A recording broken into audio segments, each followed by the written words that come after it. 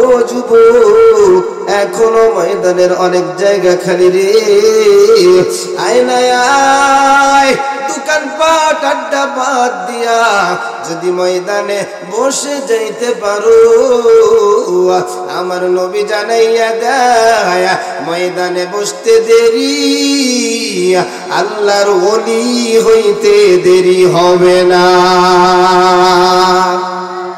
আওয়াজটা ফেটে যাচ্ছে, আওয়াজটাকে একটু লাইন করেন ভাই, ঠিক আছে?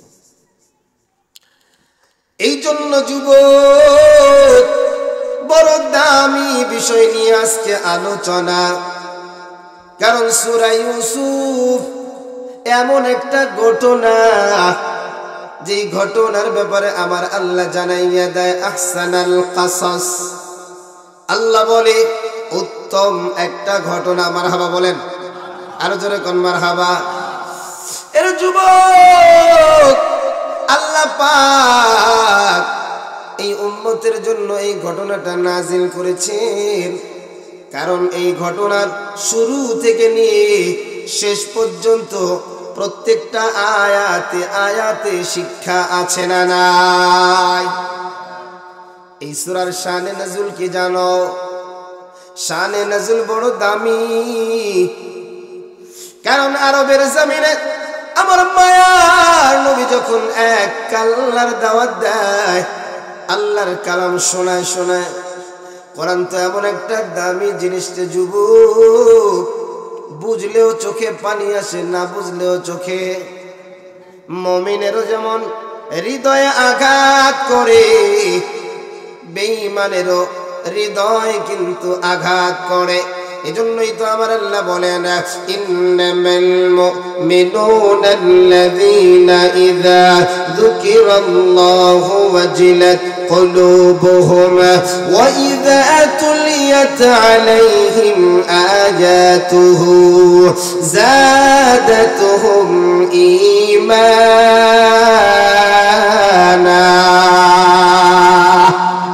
এই কালামে জিন্দা কুরআন হাকিম حكمة أولى يزالست قديم جميع العلم في القرآن حكيم تقاصرت عنه أفهام الرجال।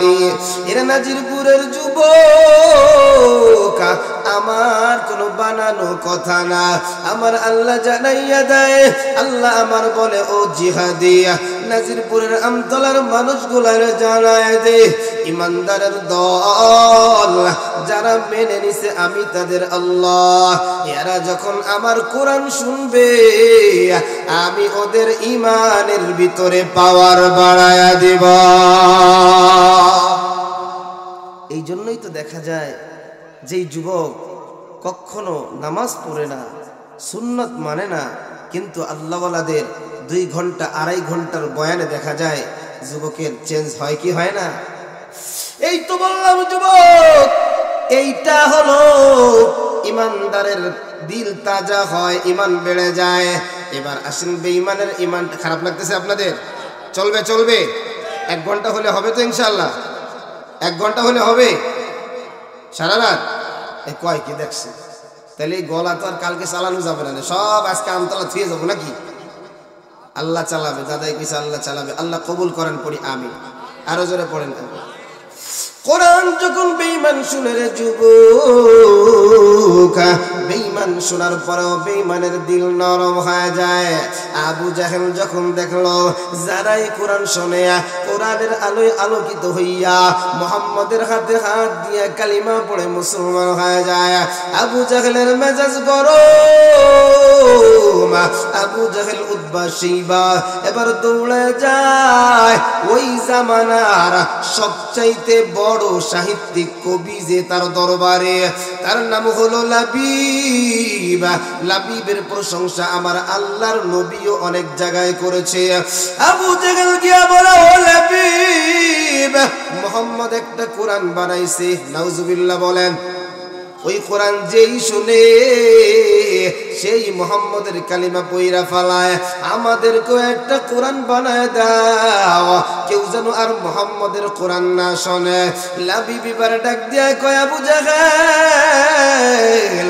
কোরআন যদি বানাইতে চাও একটা স্যাম্বল লাগবে, একটা ক্যাটালগ লাগবে, স্যাম্বল ছাড়া আমি বানাইতে পারবো না। আবু জাহেল ডাক দিয়া বলে, স্যাম্বল আছে। লাবিব বলে, স্যাম্বলটা কই? বলে, স্যাম্বল হলো মুহাম্মদের কাছে। লাবিব বলে, আবু জাহেল আমারে নিয়ে যাও। আবু জাহেল যখন লাবিবরে নিয়া আমার মায়ের নবীর সামনে হাজির, আরে আমার মায়ের নবীর তো এমন একটা চেহারা যার কোনো তুলনা পৃথিবীতে দেওয়া যাবে। আরো জোরে বলেন যাবে। আমার নবীর সামনে গিয়া লাবিব হাজির। ও মুহাম্মদ, আবু জাহেল বলছে একটা কোরআন বানাবে, একটা স্যাম্বল দাও। আমার নবী ডাক দিয়া কয়, লাবিব রে, বড় বড় স্যাম্বল দিব না, সূরা বাকারার মতো বড় সূরা দিব না, সূরা আলে ইমরানের মতো বড় স্যাম্বল দিব না, সূরা ইউসুফের মতো স্যাম্বল দিব না। ছোট্ট একটা সূরা, 114 সূরার মধ্যে সবচেয়ে ছোট সূরা সূরাতুল কাউসার।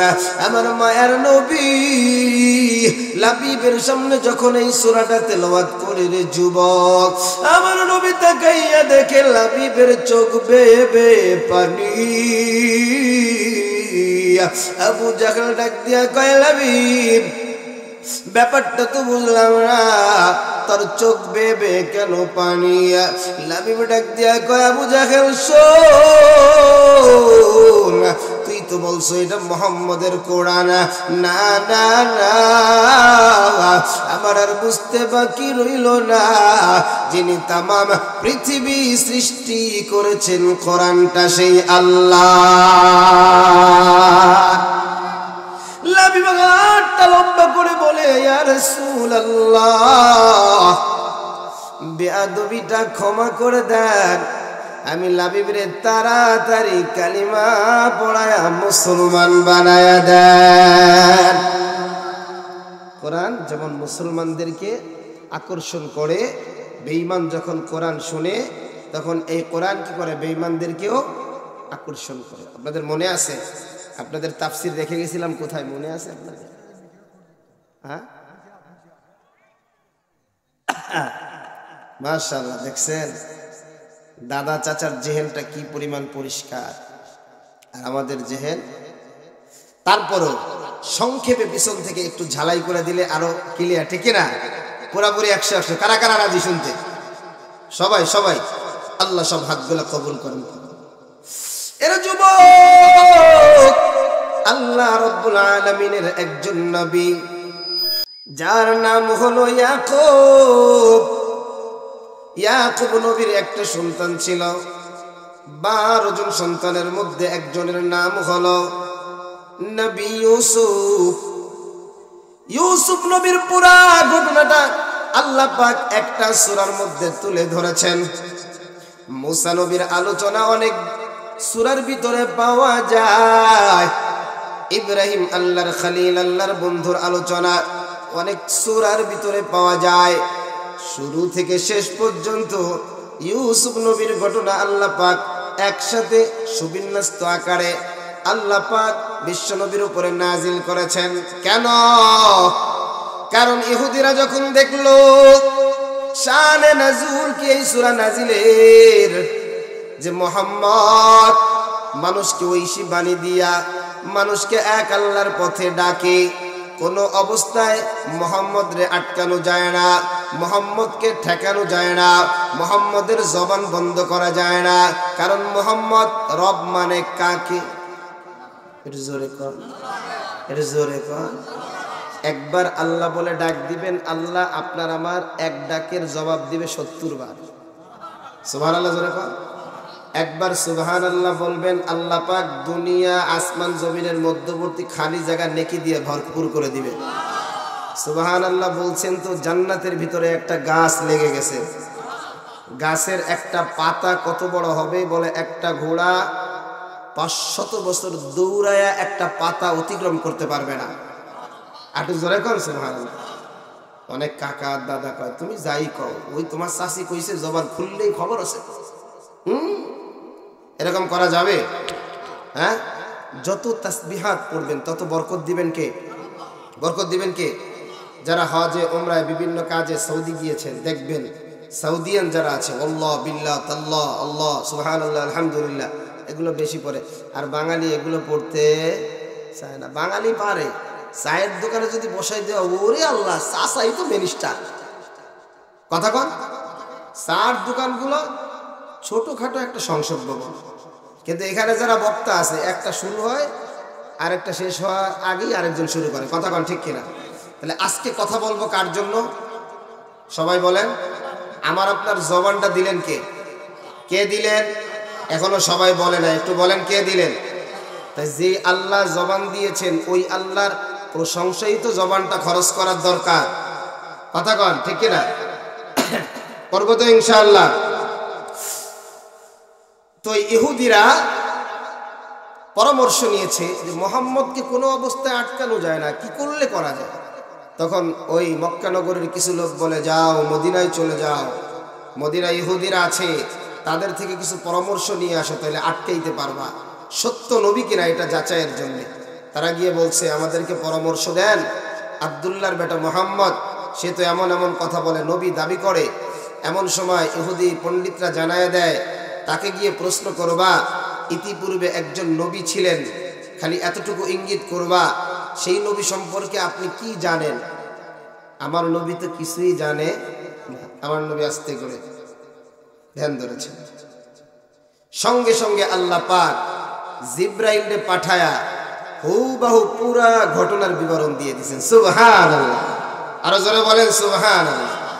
আজকে সেই ঘটনার বিবরণ আমরা শুনব, কারণ আপনারা জানেন আমি আপনাদের সামনে আলোচনা করেছি ইউসুফ নবীর মা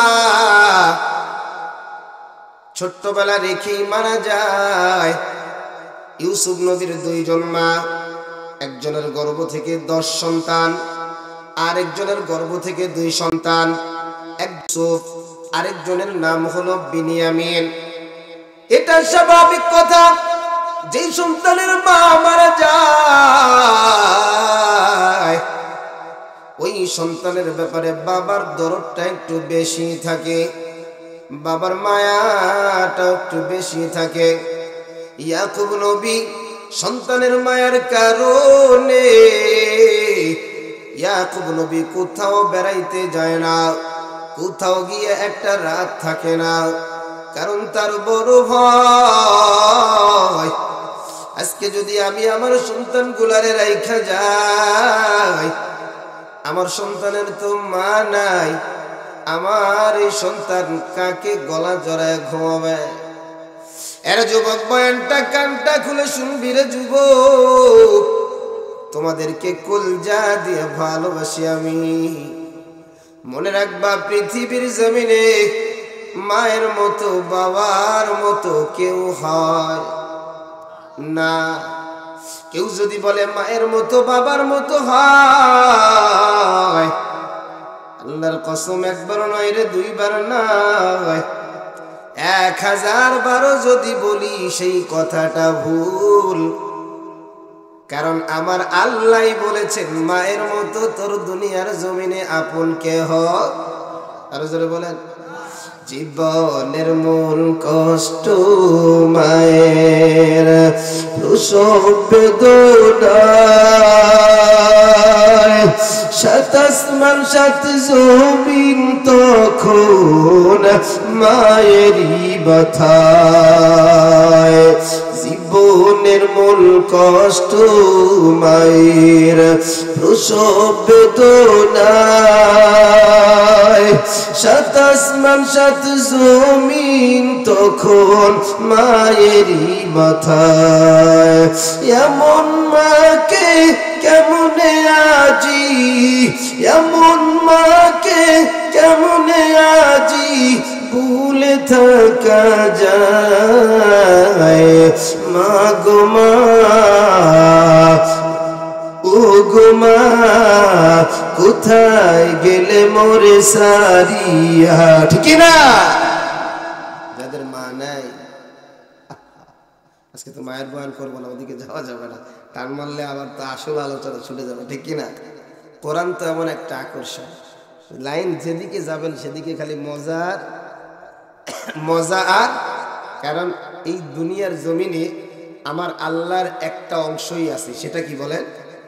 জোরে বলে, এটা আমার আল্লাহর অংশ। আলহামদুলিল্লাহ বলেন না? আল্লাহর অংশ। আল্লাহ যা বলেছেন, আল্লাহর জবানের কথাগুলো আমি আপনি তেলাওয়াত করতেছি। আল্লাহু আকবার বলেন। সন্তানের প্রতি বাবার দৌড় বেয়ে যায়, এই জন্য ইউসুফ আলাইহিস সালাতু ওয়াস সালাম দূরে কোথাও যায় না। সন্তানকে কে গোসল করাবে, সন্তানকে কে খাওয়ায়া দিবে, বাবা মাঝখানে থাকে, এক পাশে ইউসুফ আর এক পাশে বিনিয়ামিন বাবারে জড়ায় ধরে। সন্তানের জড়ানোটারে কত মজা। আল্লাহ পাক আমাকে 3টা ছেলে দান করেছেন, একটা মেয়ে দান করেছেন। মেয়ের বয়স 2.5 মাস। মাহফিল শেষ করে রাত 1টায় যদি ঢুকি, গাড়ির আওয়াজে সন্তানগুলার ঘুম ভেঙে যায়। আমার জন্য গেটে চাবি নিয়ে আসে, বাবা দরজা খোলো। যখন শুয়ে পড়ি, সন্তানের দিকতে একটা, ও দিকতে একটা, ঠাইসে ধরে একটা পিঠের উপরে। এর মধ্যে যে কি মজা! এই জন্যই তো আমার আল্লাহ বলেন আল মালু ওয়াল বানুনা জিনা। আল্লাহ বলেন সন্তান এবং সম্পত্তি হলো দুনিয়ার সৌন্দর্য।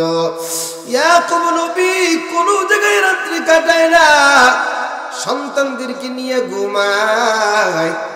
বাকি যে 10 জন সন্তান আছে, এই সন্তানরা এটা পছন্দ করে না। আমার বাবা ওদেরকে নিয়ে কেন ঘুমাবে? আমরাও তো বাবারা একটু জড়ায় দইরা ঘুমাইতে পারি। যদিও আমরা বড় হয়ে গেলাম, আবার কেউ কেউ ধারণা করে বাবা যেহেতু এদের 2 ভাইকে একটু বেশি মহব্বত করে, মনে হয় সম্পদের মালিক বাবা এদের 2 জনকে বানায় দিবে।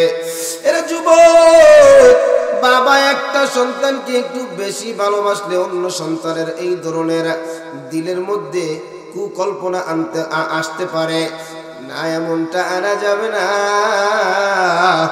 একদিন হযরত ইউসুফ আলাইহিস সালাতু ওয়াস সালাম ঘুম থেকে ওঠার পরে বলে, বাবা, ইয ক্বালা ইউসুফ লিআবিহি ইয়া আবাতি, শুরু হয়ে গেল ইন্নী রাআইতু 11 কাওকাবা ওয়াশ-শামসা ওয়াল কমারা রাআইতুহুম লি সাজিদিন।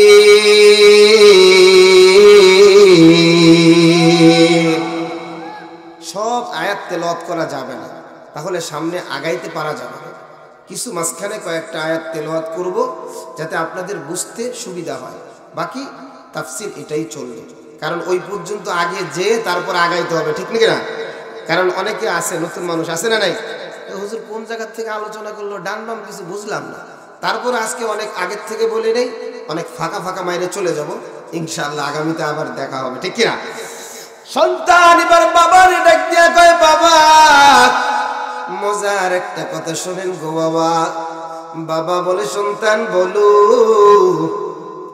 বাবা, আজকে আমি স্বপ্ন দেখলাম 11টা নক্ষত্র, চন্দ্র এবং সূর্য আমি ইউসুফকে সাজদা দেয়।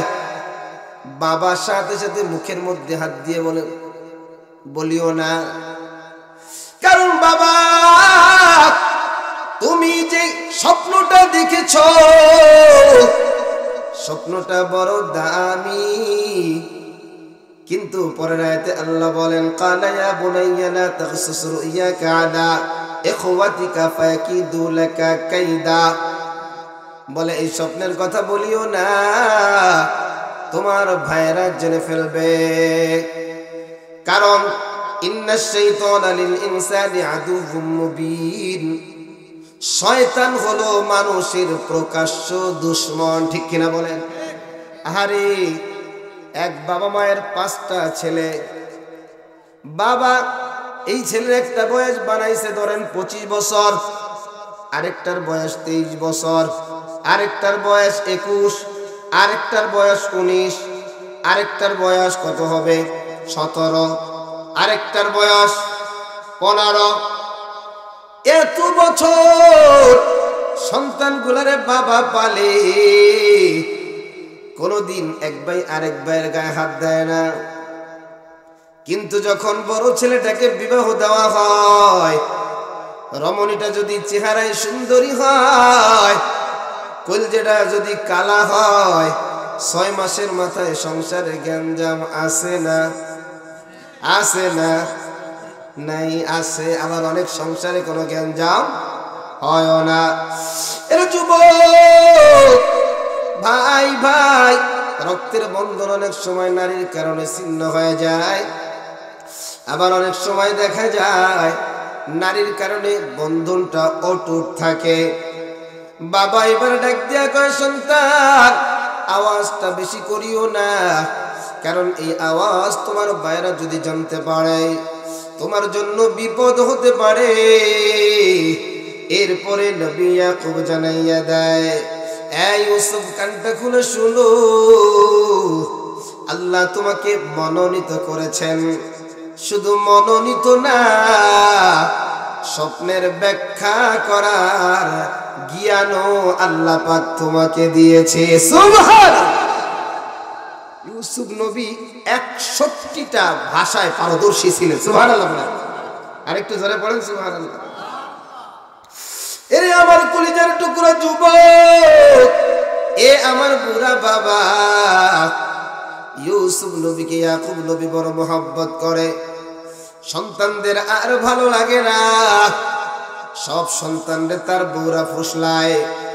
হইতে পারে তোমার ভাই ইউসুফকে তোমার বাবা কিছু দিবে যা তোমাদেরকে দিবে না। তাড়াতাড়ি ইউসুফকে একটু তোমার বাবার কাছ থেকে একটু সরায় দাও। স্ত্রীদের পরামর্শ সংক্ষেপে বলে যায়, সব সন্তানেরা বাবার সামনে হাজির। ডাক দিয়া কয়, ও বাবা, মনে হয় আপনি আমাদেরকে ইউসুফের ব্যাপারে বিশ্বাস করেন না।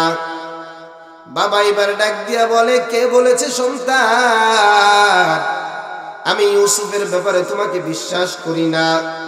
বলে, যদি আপনি বিশ্বাস করতেন তাহলে আমার ভাই ইউসুফকে তো আমাদের সাথে খেলাধুলায় দিতেন।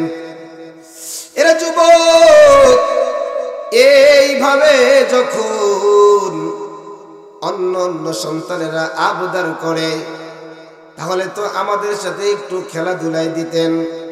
বাবার দিতে মন চায় না, কিন্তু সন্তানের আবদারের কারণে এবার না দিয়েও পারে না। বাবা এবার ডাক দিয়া কয়, সন্তান রে,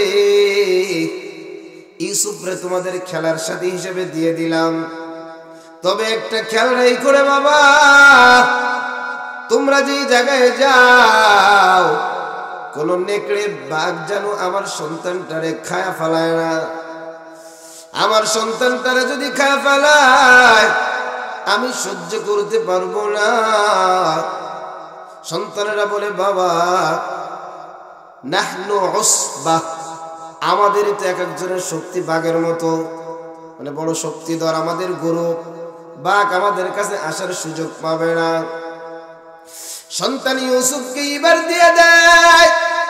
10 ভাই আজকে বড় খুশি, ইউসুফ রে পাইছি পাইছি। বাবার সামনে থেকে ইউসুফ রে কান্দে করে নেয়, বাবা রে তোমার এই সন্তানটারে মাটিতে পা রাখতে দিব না। বাবা বাড়ির দরজা থেকে তাকায় আছে, দূর পাহাড়ে আমার ইউসুফ রে নিয়ে যায়। যত দূর পর্যন্ত ওরাও পিছনের দিকে তাকায় দেখে বাবা আছে, তত সময় ইউসুফের সাথে খারাপ ব্যবহার করে না। কিন্তু যেই জায়গাটা বাবা আড়াল হয়ে যায়, ওই জায়গায় ইউসুফ রে গিয়া ঘাড় থেকে ফেলা দেয়। ইউসুফ ডাক দিয়া কয়, ভাই রে, ব্যাপারটা তো বুঝলাম না, বাবারে কি কইলা, কামটা কি করলা? বলে, চুপ কর, তোর কিন্তু আরো বড় বিপদ। এবার এই ভাইগুলা, ইদ وقالوا ليوسف واخوه احب الى ابينا منا ونحن عصبه ان ابانا لفي ضلال مبين اقتلوا يوسف او اطرحوه ارضا يخل لكم وجه ابيكم وتكونوا এই আয়াতের ভিতরে আল্লাহ রাব্বুল আলামিন বলেন ভাই এক একজন বলা শুরু করে ওরা হত্যা করে দাও আরেকজন বলে না রে ভাই না আমার আব্বার প্রিয় ইউসুফ রে তোমরা হত্যা করিও না এক ভাই বলে হত্যা করার দরকার নাই قال قائل منهم لا تقتلوا يوسف والقوه في غيابة الجب يلتقطه بعض السيارة إن كنتم فاعلين বলে ভাই রে ইউসুফ রে হত্যা করিস না রে কারণ ইউসুফ বাবার বড় দামি সম্পদ বড় ভাইয়ের নাম হলো ইয়াহুদা বড় ভাইয়ের মধ্যে বাবার মায়া থাকে ইয়াহুদা ডাক দিয়া কয় ভাই ইউসুফ রে মারিস না রে দেশান্তর করে দেওয়ার দরকার নাই দেখ একটু সামনে একটা কুয়া আছে কূপের মধ্যে একটু ইউসুফ রে ফালায়া দে যেই কূপটা 60 ফিট গভীর যার 40 ফিট খালি বাকি 20 ফিট হলো পানি ইউসুফ নবীর জামাটা ভাইরা খুইলা ইউসুফ নবীর যখন কুয়ার ভিতরে ফালায় ইউসুফের বাবা যদিও না দেখে ইউসুফের আল্লাহ তো দেখে ইউসুফের আল্লাহ এবার জিবরাইলের ডাক দিয়ে কয় এ জিবরাইল তুমি কোথায় বলে আল্লাহ আমি আপনার পাশে 7 আসমানের কাছে বলে জিবরাইল রে আজকে তোর পাওয়ার কত আমি দেখতে চাই ওই যে তাকাইয়া দেখ আমার পয়গম্বর আমার ইউসুফ রে কুয়ার মধ্যে ফলায় দেয় আমার ইউসুফ কুয়ার পানির ভিতরে পড়ার আগে আগে আমার ইউসুফের নিচে একটা জান্নাতি কাঠ ধইরা ইউসুফকে স্থির করা জিবরাইল হাজির হয়ে গেছে ইউসুফ নবী নিচে যাওয়ার আগে আগে জিবরাইল হাজির আল্লাহু আকবার আর জোরে বলেন আল্লাহু আকবার সে আল্লাহ এখনো আছে না নাই আমার আপনার বিপদে আল্লাহ আসবে কি আসবে না আল্লাহ ফেরেশতা পাঠাবে কি পাঠাবে না জিবরাইল হাজির ইউসুফ নবী স্থির হয়ে গেছে কোনো কষ্ট নাই জিবরাইল বলে ভাই ইউসুফ কোনো টেনশন করিও না তোমার আল্লাহ তোমার সাথে আছে এমন সময় আল্লাহ ডাক দেয়া বলে জিবরাইল ইউসুফ বড় দামি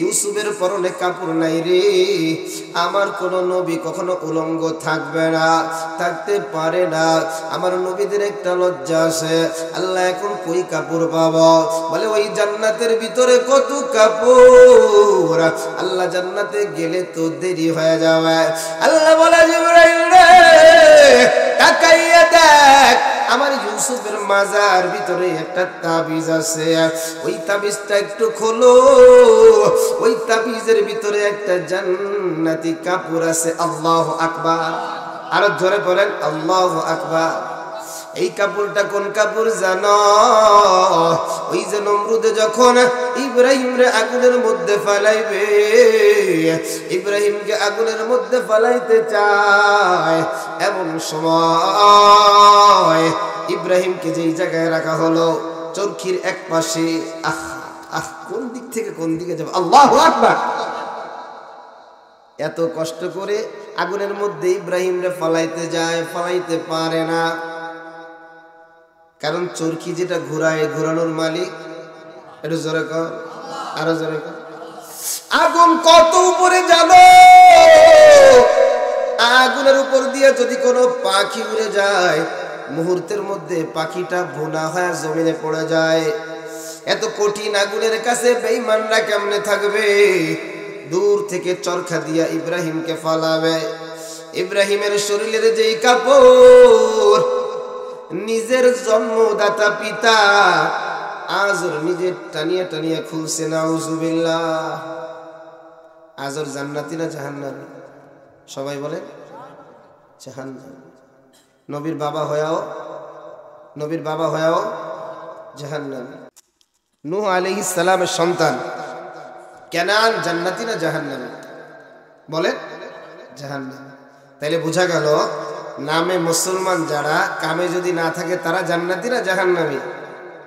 হ্যাঁ, এই কথাটা বলার জন্য নিজের সন্তানের সতরের কাপড় গুলা বাবা টানিয়ে টানিয়ে খুইলা রাখছে রে যুবক। সন্তান কত বলছে, বাবা রে আগুনের মধ্যে দিবা দাও, কিন্তু আমার পরন থেকে কাপড়টা খুলিও না। কে কার কথা শোনে? কারণ মিস্টার নমরুদ বলছে তাড়াতাড়ি কাপড়টা খোল।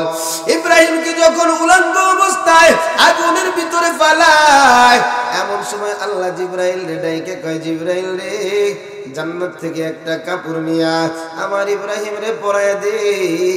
ওই যে কাপড়টা পরায় দিয়েছিল, ওই কাপড়ের গুণ হলো টান দিলে বড় হয়, ভাঁজ করলে ছোট হয়ে যায়। আল্লাহ পাক জান্নাত থেকে ইব্রাহিমকে যেটা দিছে, ইব্রাহিম নবী এই কাপড়টাকে সুন্দর করে পেঁচায়া তার সন্তান ইসহাকের মাজায় বেঁধে দিয়েছিল। ইসহাক আলাইহিস সালাম তার সন্তান ইয়াকুবের মাজায় বেঁধে দিয়েছিল। ইয়াকুব আলাইহিস সালাতু ওয়াস সালাম ইউসুফরে দেখেই বুঝতে পারছি আল্লাহ পাক কিছু না কিছু করবে, কিছু না কিছু করবে, এই জন্য তার মাঝে পরায় দিছে।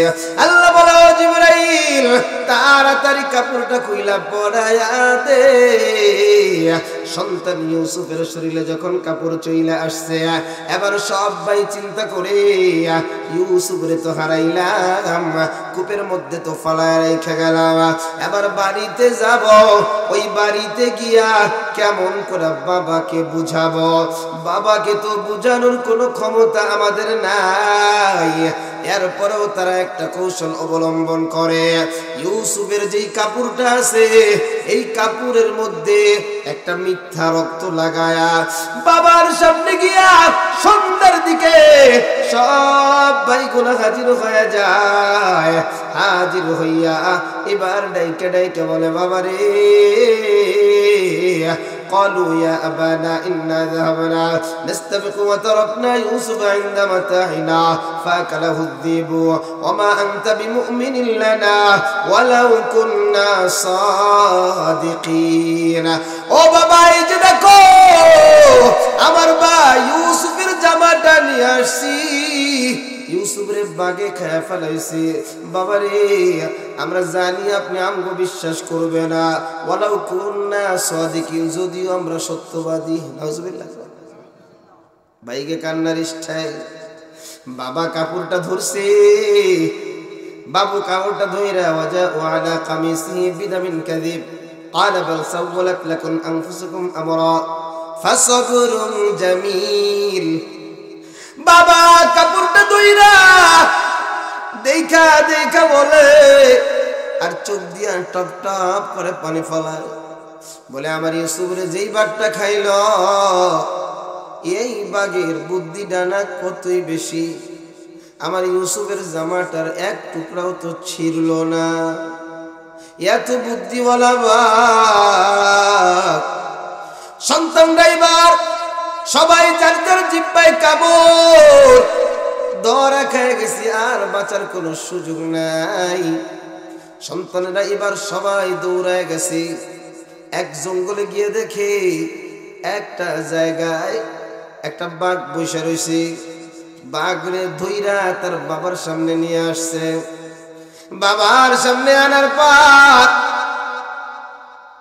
এবার সন্তানরা বলে, এই যে দেখো বাঘের মুখের ভিতরে রক্ত, এই বাঘটাই তোমার ইউসুফ রে খাইছে। আরে নবী তো নবী, কোন প্রাণী তো নবীদেরকে কোনো ক্ষতি করে না। এবার ওই বাঘের মাথার উপরে নবী ইয়াকুব হাত দিয়া বলে, বাঘটা রে বাঘ, আমার ইউসুফ রে কেন খাইলি? আমার ইউসুফ তোর কি করেছিল, আমার ইউসুফরে কেন খাইলি রে? এবার বাঘ জিহ্বাটা বের করে কি যেন বলতে চায়, কিন্তু বলার ভাষা বাঘের নাই। বাঘ এবার কাই মনোবাক্যে আল্লাহর বলে, আল্লাহ আজকে তুমি আমার একটু জবানটা খুলিয়া দাও। তুমি তো কত জিনিসের জবানটা খুলিয়ে দিছো, আজকে আমি তোমার পয়গম্বর ইয়াকুবের সাথে কিছু কথা বলতে চাই। বাঘ যখন জবানটা খুলে দিয়েছে, জবানটা খুলে দেওয়ার পর বাঘ এবার ডাক দিয়া কয়, ও পয়গম্বর ইয়াকুব, কানটা খুলে শুনেন, আমি আপনার সন্তান ইউসুফকে কেমনে খাবো? আমি তো আপনার সন্তান ইউসুফকে চিনিও না, কোনোদিন দেখিও না। আল্লাহু আকবার। দেখবেন একটা মিথ্যা ঢাকার জন্য আরেকটা মিথ্যার জন্ম হয়, কিন্তু এক সময় না এক সময় শত্রু কিন্তু ধরা খায়া যায়। মিথ্যা বইলা পার পাওয়ার কোনো সুযোগ, আরো জোরে বলেন, সুযোগ নেই, সুযোগ থাকে না। যখন সন্তানদের এই তাল বাগানে কালিবালি দেখলো, বাবা এবার চিন্তা করলো আমার বিনিয়ামিনও তো ছোট, কারণ এই যে 10 জন সন্তান বাবারে বাবা হিসেবে মহব্বত করে, কিন্তু নবী হিসেবে সম্মান করে না। এখান থেকে একটা মাসআলা জেনে নিবেন, প্রয়োজন পরে লিখে নিবেন, প্রয়োজন পরে রেকর্ড হচ্ছে দেখে নিবেন। অনেক আলেমের সন্তান দেখবেন সবাই আলেম, আবার অনেক আলেমের সন্তান দেখবেন একজনও আলেম না। আমরা তো সমালোচনা করি, মনে হয় ওই বুজুর্গের কোনো দোষ আছে, মূলত না। বুজুর্গের দোষের কারণে সন্তান আলেম হওয়া বা না হওয়াটা ডিপেন্ড করে না, ডিপেন্ড করে সন্তান বাবাকে কোন নজরে দেখে। আলেম বাবাকে যদি সন্তান খালি বাবা হিসেবে দেখে, আলেম হিসেবে যদি না দেখে, কোনোদিন ওই সন্তান আলেম হবে না। কিন্তু সন্তান যদি আলেমকে বাবা হিসেবেও দেখে, আলেম হিসেবেও দেখে, ওই সন্তানের বাবা যদি বলে তুই মাদ্রাসায় যা, ওই সন্তান কোনোদিন কলেজ ভার্সিটিতে যাবে না, ঠিক কি না? মূলত বাবার দোষ না, সন্তানের দোষ। এরে আমার যুবক ভাই, ইয়াকুব নবী চিন্তা করলেন আমার বিনিয়ামিন তো ছোট, ওদের উপরে আর কথা বলার দরকার নাই। ইয়াকুব নবী আল্লাহরে জানায় দিলেন, ফাসবরুন জামিল ওয়াল্লাহুল মুস্তাআনু আলা মা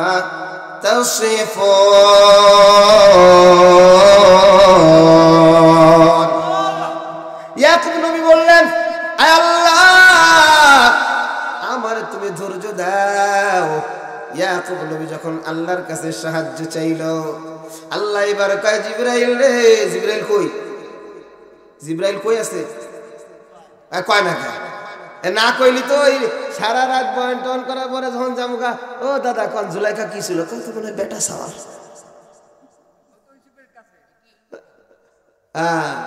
মনে রাখতে হবে না, এই আল্লাহই জানে। এরকম তো তাফসীর করা যাবে, ফাঁক ফাঁক দিয়ে যাইবে নাকি? সারা রাত তো অর্ধেকই শেষ হবে না। পরে আল্লাহ কবুল করেন, পড়ি আমিন। আল্লাহ বক্তা এবং শ্রোতার দিলের চাহিদা অনুযায়ী আল্লাহ পাক বয়ান বের করে দেন, পড়ি আমিন।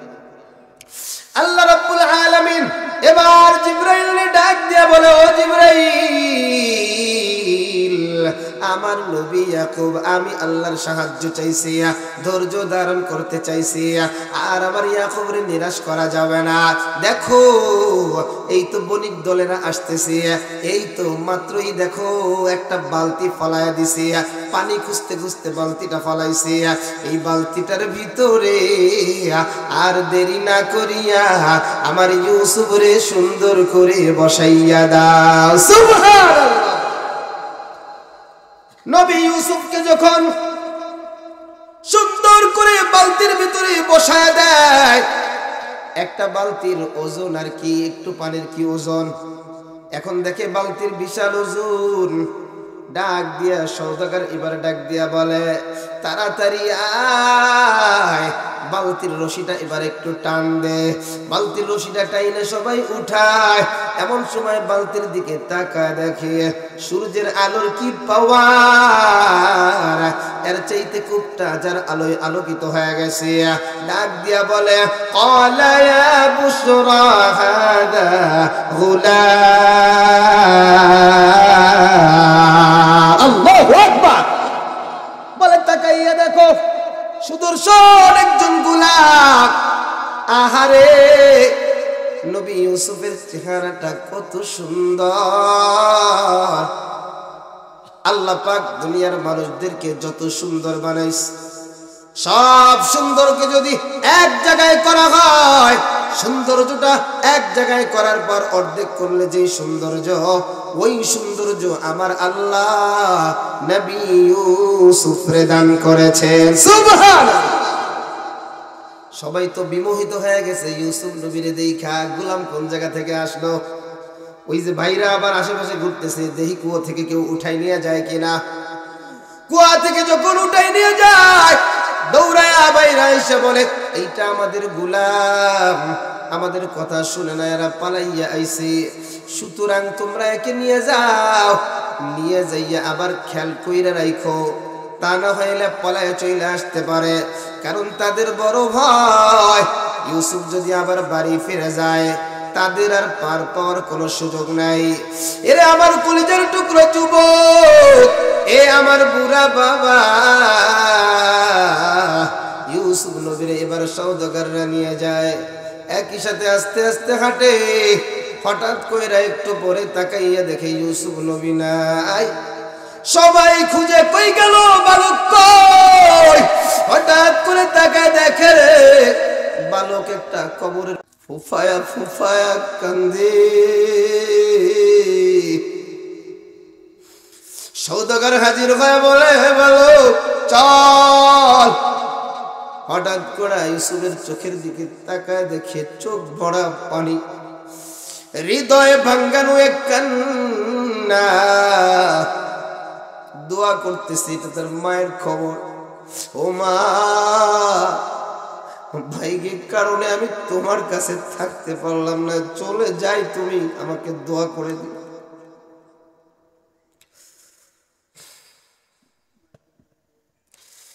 যুবক সওদাগর তাকে নিয়ে যায়।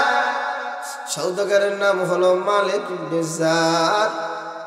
মালিক ইবনে জার নিয়ে যাইতে যাইতে মিশরের বাজারে নিয়ে যায়। নবীর সন্তান, যার এত দাম, এত দাম, নবীর সন্তান ইউসুফ রে মিশরে গোলাম বাজারে উঠায়। এত সুন্দর সন্তান মালিক ইবনে জার তার দামটা নির্ধারণ করতে পারে না। মালিক ইবনে জার এবার ডাইকা ডাইকা বলে, একে বেচা যাবে না, একে এক জায়গায় রাখো, যে দেখতে আসবে 10 দিরহাম করে দিয়ে যাবে। এরকম কয়েকদিন যাওয়ার পর পুরা মিশরে সংবাদটা ছড়ায় পড়ল, সুদর্শন এক যুবক গোলাম বাজারে উঠছে। সবাই তারে কিনতে যায়, কিন্তু কে কিনবে, কার কি অর্থ আছে? সংবাদটা যখন আজিজে মিশরের কাছে চলে যায়, আজিজে মিশর এই সন্তানটা কেনার জন্য মালিক ইবনে জারকে বলে, ও মালিক ইবনে জার, তুমি বলো এই গোলামটার দাম কত? মালিক ইবনে জার বলে, আপনি বলেন। এমন সময় আজিজে মিশর ডাক দিয়া বলে, এ মালিক ইবনে জার, এমন করলে তো বেচা হবে না, একটা দাম তো তোমার বলতে হবে। বলে, শুনে নাও, আপনি আজিজে মিশর যেহেতু এসেছেন, আপনি যেই দাম নির্ধারণ করবেন আজকে তাই হবে। বলে, তাহলে দামটা শোনো। এক পাশে এই বালক ইউসুফকে উঠাও, আরেক পাশে রেশমি কাপড় ওজন দাও, সমান সমান ওজন, পাল্লাটা নামায় ফেলো। আবার এক পাশে ইউসুফকে উঠাও, আরেক পাশে ইউসুফের ওজনে রূপা ভরিয়ে দাও। ইউসুফ নবীর বয়স মাত্র 13 বছর, ওজন তখনই হলো 70 কেজি। আল্লাহু আকবার। রূপা ঢেলে দিছে, আবার বলে এক পাশে ইউসুফকে উঠাও, আবার তার সমপরিমাণ ওজনের আরেক পাশে স্বর্ণ উঠাও। কয় পাল্লা? কয় পাল্লা হয়েছে? এক পাল্লা রেশম, দ্বিতীয় পাল্লা রূপা, তৃতীয় পাল্লা। শুনছেন আগে কোনোদিন এগুলো? আল্লাহু আকবার বলেন।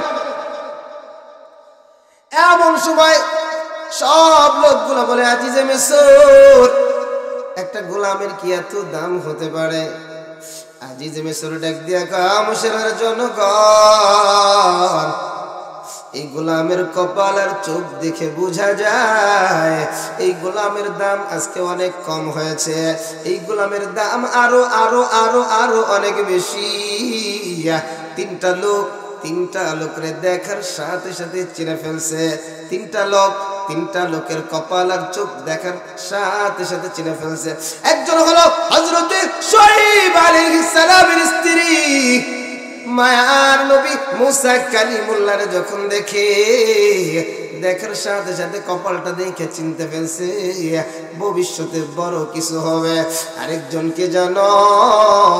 আরেকজন হলো আমার মায়ের নবীর আশিক, আমার মায়ের নবীর পাগল আবু বকর সিদ্দিক। যেদিন আমার নবী মুহাম্মদ রে দেখছে ওই দিনই বুঝতে পেরেছি আমার সাথী মুহাম্মদ ভবিষ্যতে কিছু না কিছু হবে।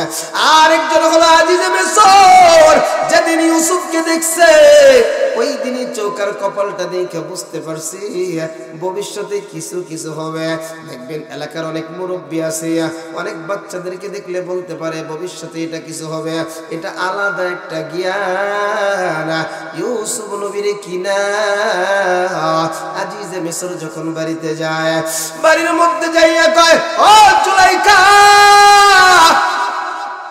জুলাইখা রে, আমার 12 বছরে আমার তোমার কোনো সন্তান নাই, দেখো সন্তান হিসেবে কি নিয়ে আসলাম। জুলাইখা ইউসুফের দিকে তাকানোর সাথে সাথে প্রথম বেহুশ হয়ে গেছে। আল্লাহু আকবার। আরো জোরে বলেন আল্লাহু আকবার। জুলাইখা বেহুশ হয়ে গেছে, পরে আবার হুঁশে আসছে। কারণ জুলাইখা বড় দামি বংশের সন্তান। এখানে একটা ঘটনা না বললেই নয়, জুলাইখাও একটা বাদশার সন্তান। কত জায়গা থেকে বিবাহের প্রস্তাব আসে, জুলাইখা বিয়েতে রাজি হয় না। একদিন ঘুম থেকে উঠা জুলাইখা থম ধরে বসে আছে। এমন সময় সাথীরা সখীরা বলে, এ জুলাইখা রে, আজকে ঘুম থেকে ওঠার পরে তোর এই অবস্থা কেন? কয় কথা বলিস না। আবার পরের দিন রাত্রে ঘুমায়, দিনের বেলা আবার যখন সাথীরা হাজির, আবার রাত্রেবেলায় ওই একই চেহারার এক বালককে স্বপ্নে দেখে। দরজার চৌকাঠটা ধইরা দাঁড়ায় আছে, কিন্তু কোনো কথা হয় না। জুলাইখার ঘুম নাই, খাওয়া নাই, সব শেষ হয়ে গেছে। তৃতীয় রাত্রে আবার ঘুমায়, ঘুমানোর মধ্যে আবার ওই বালকটাকে দেখা যায় দরজার ধইরা দাঁড়ায় রইছে। জুলাইখা ডাক দিয়া কয়, আরে সুদর্শন বালক, প্রতি রাত্রে দেখা দাও কিন্তু কোনো কথা বলো না, আজকে একটু বলে যাও তোমারে কই গেলে পাওয়া যাবে। বলে, আমাকে যেমন তেমন জায়গা পাইবা না, আমার যদি পাইতে চাও আজিজে মিসরের বালাখানায় যাওয়া লাগবে। আজকে সুখীর ঘুম ভেঙে গেছে, জুলাইখার ঘুম ভেঙেছে। জুলাইখা এবার সখীদেরকে বলে, ও আমার সখীরা রে, আজকে আর আমার মনে কষ্ট নাই রে, আজকে আর আমার মনে কোনো দুঃখ নাই। কারণ 3 দিন যাকে স্বপ্নে দেখেছি তার ঠিকানা আজকে আমি পেয়ে গেছি। কতদিন কত রাজা বাচ্চা বিবাহের প্রস্তাব নিয়ে আসছে, কত রাজা বাচ্চার ছেলেদের বিবাহের প্রস্তাব নিয়ে আসছে। ওই জুলাইখা রাজি হয় নাই, কারণ ওই জামানায় ওই জুলাইখা ছিল বিশ্ব সুন্দরী। আজকে জুলাইখা তার নিজের বাবার ডাইকে ডাইকে বলে, বাবা আমার যদি বিয়ে বিয়া দিতে চাও, আজিজে মিশরের সাথে আমারে বিয়া দাও। বাবা এবার ডাক দিয়া কয়, মারে বিবাহের প্রস্তাবটা মেয়ে পক্ষ থেকে কেমন করে নিয়ে যায়? বলে, বাবা তোমারে বলছি তুমি তাড়াতাড়ি বিবাহের প্রস্তাব নিয়ে যাও। আজিজে মিশরের কাছে জুলাইখার বাবা বিবাহের প্রস্তাব নিয়ে গেছে। আজিজে মিশর হও কয় না, নাও কয় না, মানে কোনো চাহিদাই নেই। বিয়ের একটা চাহিদা আছে না, কোনো চাহিদাই নেই। এমন সময় আজিজে মিশর বলছে, আপনার মেয়েরে বিয়ে করতে পারি, এটা শর্ত আছে। শর্ত হলো মেয়েটারে সাজায়া টাজায়া আমার সামনে আইনা হাজির করবেন। এবার জুলাইখার বাবা চলে গেছে। দেখো জুলাইখা, এটা কেমন করে হয় রে? আমি বাবা এত ছোট হব, তুই মা কি চাস? কিন্তু জুলাইখা বলে, বাবা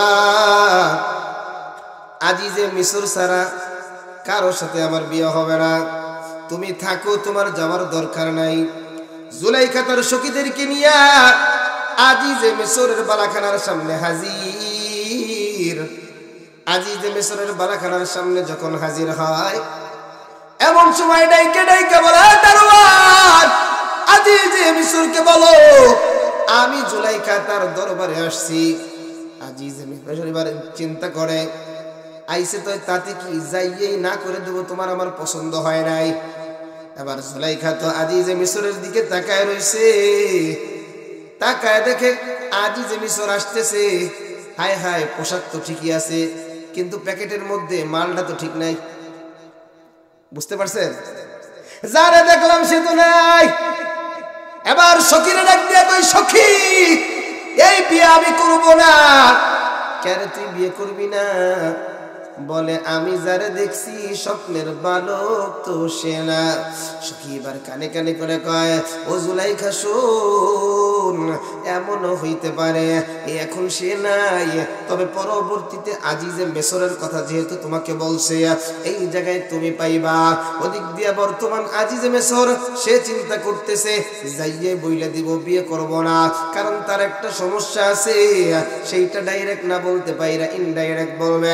এমন সময় আজিজে মিশর যখন জুলাইখার সামনে আসছে, প্রথম কথা জুলাইখার, এ আজিজে মিশর আপনি আমারে পছন্দ করেন আর না করেন, আগে আমার প্রস্তাব হলো আপনার সাথে যদি আমার বিবাহ হয়, আপনার ঘর আলাদা, আমার ঘর হবে আলাদা। আজিজে মিশর মনে মনে খুশি, আমি তো এটাই চাইছিলাম, সেই খুশি, আমি তো এটাই চাইছিলাম। যাই হোক, এই তো তাদের বিবাহ হয়ে যায়। সুদর্শন যুবক ইউসুফ নবী জুলাইখার ঘরে, ইউসুফ নবীর জুলাইখাই গোসল করায় দেয়। সারাদিন খালি ইউসুফ নবীর জন্য জুলাইখার একবারই বাহানা, সেই তাল বাহানা, মানে কিভাবে ইউসুফ নবীর মন জয় করা যায়। কখনো মাথা থেকে কাপড় সরায় দেয়, সব কথা বলা যাবে না, যা যা মন চাই তাই করে ইউসুফ নবীকে আকৃষ্ট করবে। এর যুবক কোন অবস্থায় ইউসুফ নবীকে আকৃষ্ট করতে পারে না। ইউসুফ নবী মিশরে ঢুকছে 13 বছরে, জুলাইখা ইউসুফ নবীর লালন পালন করছে আরো 10 বছর। বলেন তো 23 বছর যখন হয়, যুবকের চেহারাটা কেমন লাগে? মারহাবা বলেন না, আরো জোরে বলেন মারহাবা। একের পর এক ফুসলানো শুরু, কিন্তু কোন অবস্থায় কাজ হয় না। এবার আমার তেলাওয়াতকৃত আয়াতের ভিতরে চলে আসছি। আল্লাহ আমার জানাইয়া দেয়, ওয়ারাওয়াদাতুহু আল্লাতী হুয়া ফী বাইতিহা আন নাফসিহি ওয়া গাল্লাকাতিল আবওয়াবা ওয়া ক্বালাত হাইতা লাক قال معاذ الله إنه ربي أحسن مثواي إنه لا يفلح الظالمون। এত চেষ্টা করার পর জুলাইখা যখন কোনো অবস্থাতে আর সফল হয় না, আজকে জুলাইখা কয়, সখী রে, আজকে ইউসুফরে এমন এক গোপন ঘরে নিয়ে যাব।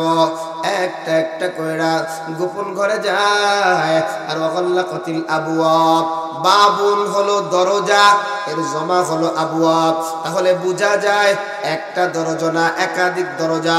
মুফাসসিরগণ বলেছেন প্রায় 60টা দরজা, এক একটা কইরা 60টা দরজার ভিতরে তালা দিয়া এবার ইউসুফ নবীরে জুলাইখা খুব প্রস্তাব দেয়। কারণ ওই জুলাইখা তো ছিল মূর্তি পূজারী, প্রত্যেক ঘরেই তার মূর্তি খোদা ছিল। প্রথম নিজের ওন্নাটা দিয়া একটা খোদার মাথাটা ঢাকে। ইউসুফ বলে, হে জুলাইখা কি করো রে, কি করো? বলে, আইসো এখন আমার মনের বাসনা আমি পুরা করতে যাচ্ছি, সুতরাং আমার খোদা যেন না দেখে, আমি একটু ডাইকা নেই। ইউসুফ ডাক দিয়া কয়, জুলাইখা রে, তোমার খোদারে ঢাকা যায়, আমার খোদারে তো ঢাকা যায় না। আজকে আমি আমার মালিকের নাফরমানি করতে পারবো না। মালিক তো দুয়া মালিককে বুঝায়, এক নাম্বার মালিক আমার দুনিয়ার মালিকের নাফরমানি আমি করতে পারবো না। আজিজে মিসর গোলাম বাজার থেকে এতগুলা টাকা দিয়ে আমারে কিনে আনছে, আইনে এত সুন্দর শাহী পোশাক পরায়, শাহী খাবার গুলা খাওয়াইছে। আজকে আমি তার নিমক হারামি করতে পারবো না। নিমক হারামি কাকে বলে কেউ বলতে পারবেন?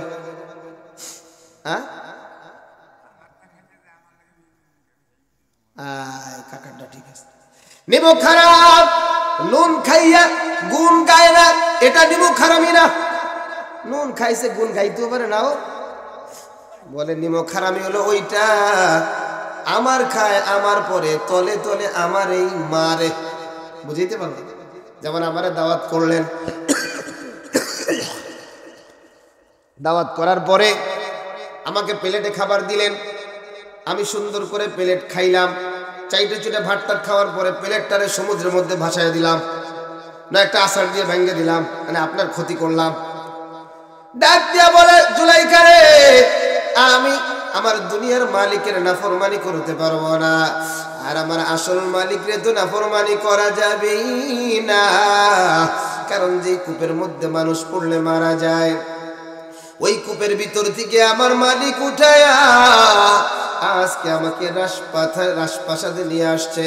আমি আমার মালিকের নাফরমানি করতে পারবো না। ওদিক দিয়ে জুলাইখা খালি আগায়, ইউসুফ নবী খালি পিছায়।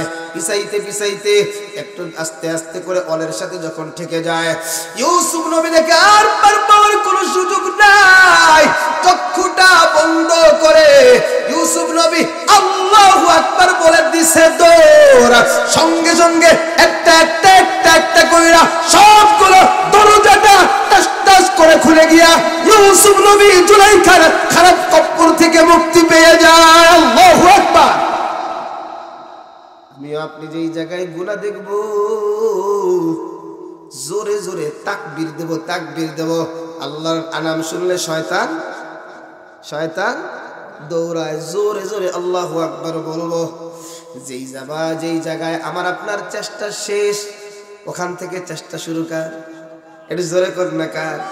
এখান থেকে শিক্ষা, প্রত্যেকটা আয়াত থেকে শিক্ষা আছে, কিন্তু এত শিক্ষা তো আলোচনা করতে গেলে অনেক লম্বা হয়ে যাবে।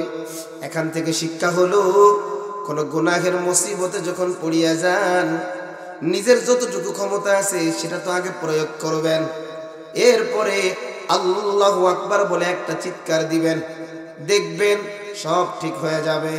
আজিজে মিসরের স্ত্রী জুলাইখা আর ইউসুফ দরজাগুলো এক একটা খুলতে খুলতে খুলতে খুলতে যখন শেষ দরজাটা খুলছে, খুইলেই দেখে আজিজে মিসর সামনে দাঁড়ানো। আল্লাহু আকবার। আজিজে মিসর কি সামনে দাঁড়ানো। সামনে দেখা জুলাইখা মুহূর্তের মধ্যে চেঞ্জ, চোখ পাল্টায় ফেলছে।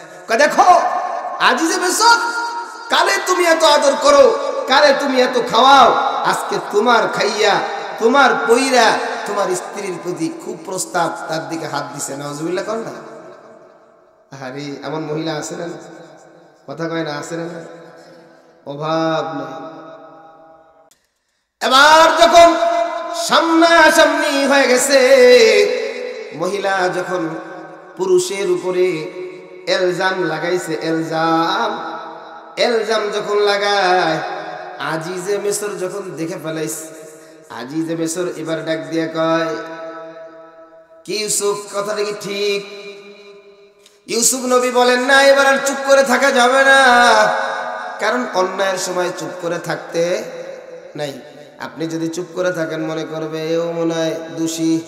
ইউসুফ নবী কয় না, এমন সময় ইউসুফ নবী বলে, ক্বালা হিয়া রাওয়াদাতনি আন নাফসি ওয়া শাহিদা শাহিদুম মিন আহলিহা ইন কানা কামিসুহু কুদ্দা মিন কুবুলিন ফাসাদাকাত ওয়া হুয়া মিনাল কাযিবিন। ইউসুফ নবী বলে, এ শোনো আজিজে মিসর, আমি কোনো অপরাধী না, অপরাধী জুলাইখা। এবার আজিজে মিসর কয়, তুমি যদি অপরাধী না হও তো সাক্ষী পেশ করো। ইউসুফ নবীর তো কোনো সাক্ষী নাই।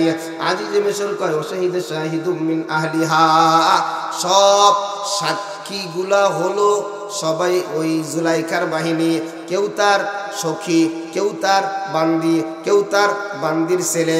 কিন্তু দেখো কাহিনীটা কি হয়, ওয়াশাহিদা শাহিদুম মিন আহলিহা, এতগুলা সাক্ষীর মধ্যে একজনের কোলে একটা বাচ্চা ছিল, 3 মাসের বাচ্চা। সুবহানাল্লাহ, আরো জোরে কর, 3 মাসের বাচ্চা। ইউসুফ নবী তার দিকে তাকায় কয়, আমার সাক্ষী আর কেউ না, আমার সাক্ষী এই ছোট্ট বাচ্চা। সুবহানাল্লাহ বলেন, আমার সাক্ষী আর কেউ না, আমার সাক্ষী ছোট বাচ্চা। এমন সময় সবাই হতভম্ব হয়ে গেছে, ছোট্ট বাচ্চাটা আবার কেমন করে সাক্ষী হয়? আল্লাহ এবারে জিবরাইলকে ডাক দিয়া কয়, জিবরাইল, জীবনে যা ঘটে নাই আজকে তাই ঘটবে। ও আল্লাহ, কি ঘটবে? জিবরাইল রে আল্লাহ কয়, কোলের শিশু দেখ আজকে কথা বলবে। যখন বলছে এই ছোট্ট সন্তানটাই আমার সাক্ষী, এমন সময় আজিজে মিসর বলে, এ সন্তান, তাড়াতাড়ি তুমি সাক্ষীটা দিয়ে দাও। এমন সময় সন্তান কিন্তু বলে না কে দোষী কে নির্দোষী। সন্তান একটা ফর্মালিটি বাতায়া দেয়, একটা সিস্টেম বলে দেয়। কত চমৎকার কথা! ইন কানা কামিসুহু কুদ্দা মিন কুবুলিন ফাসাদাকাত ওয়া হুয়া মিনাল কাযিবিন ওয়া ইন কানা কামিসুহু কুদ্দা মিন দুবুরিন ফাকাযাবাত ওয়া হুয়া মিনাস সাদিকিন। সন্তান বলতেছে, আজিজে মিসর, কানটা খুলে শোনো, জামার পিছনে যদি ছিঁড়া থাকে তাহলে দোষী হবে জুলাইখা, জামার সামনে যদি ছিঁড়া থাকে তাহলে দোষী হবে ইউসুফ। এবার আজিজে মিসর খুইজা দেখে জামাটার পিছনের দিকে ছিঁড়া। এমন সময় আজিজে মিসর দেখে পিছনের দিকে ছিঁড়া। এই অবস্থা দেখা আজিজে মিসরের বুঝতে আর বাকি রইল না, দোষী ডাকে কে? বলেন বলেন, খালি এতটুকু কথা বলছে আল্লাহ কোরআনে বলছে, ইন্না কাইদা কুন্না আজিম, মহিলাদের ষড়যন্ত্র বড়ই কঠিন। কথা কন ঠিক কিনা? এর নাজিরপুরের যুবক, এ কলিজার টুকরা বুড়া বাবা,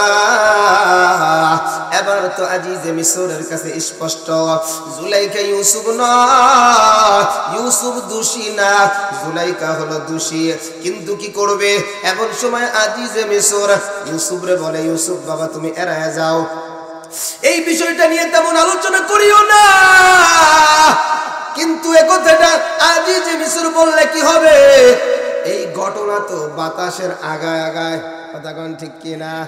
পুরা মিশরে সংবাদটা ছড়ায় যায়, জুলাইখার মতো একটা সুন্দরী রূপবতী একজন রমণী নিজের গোলামের পিছনে পাগল। জুলাইখার কানে যখন এই কথাটা যায়, জুলাইখার মেজাজ বড় গরম। এ বান্ধবীরা, তোরা আমার এত তিরস্কার করো, আমি কি দেখে পাগল হইছি তোদেরকে একটু দেখাবো। এই চিন্তা ভাবনা করিয়া বিশাল একটা আয়োজন করে আয়োজনটা হলো মিশরের সমস্ত সুন্দরীদের মিলন মেলা, রমণীদের মিলন মেলা। বিশাল একটা হল রুমে করে সুন্দর করে সাজায়া সব বান্ধবীদেরকে বলে, ও বান্ধবীরা তোমরা শুনিয়া নাও, আজকে তোমাদের একটা পরীক্ষা হবে। যেই বালকের পিছনে আমি এত পাগল, আজকে ওই বালকের ব্যাপারে তোমাদের সাথে কিছু কথা। তোমাদের প্রত্যেকের সামনে এক একটা কইরা ছুরি দেওয়া আছে, এক একটা কইরা আপেল দেওয়া আছে। আমি যখন বলবো তোমরা ওই আপেলগুলা ছুরি দিয়া কাটা আরম্ভ করবা। আর এমন সময় আমি যার জন্য পাগল হইলাম সেই পাগল মানুষটা তোমাদের সামনে যাবে। সব মহিলারা চেয়ারে বসে গেল। রাজপ্রাসাদের ভিতরে এত সুন্দর আয়োজন। সবাইকে যখন বলা হলো তোমরা তোমাদের হাতে আপেলটা নাও, ডান হাতে তোমরা তোমাদের ছুরিটা নাও, এবার তোমরা আপেলটা কাটো। সব সুন্দরী রমণীরা যখন আপেল কাটা আরম্ভ করলো, এমন সময় জুলাইখা ডাক দিয়া বলে, ইউসুফ একটু ওই মাথা থেকে এই মাথা একটু আসো। ইউসুফ নবী খালি যখন একটু ফাঁকা দিয়ে বের হইল, সব মহিলারা ইউসুফ নবীর দিকে তাকায়। ইউসুফ নবী আস্তে আস্তে করা এই মাথা থেকে আস্তে আস্তে করে হাইটা ওই মাথায় যায়।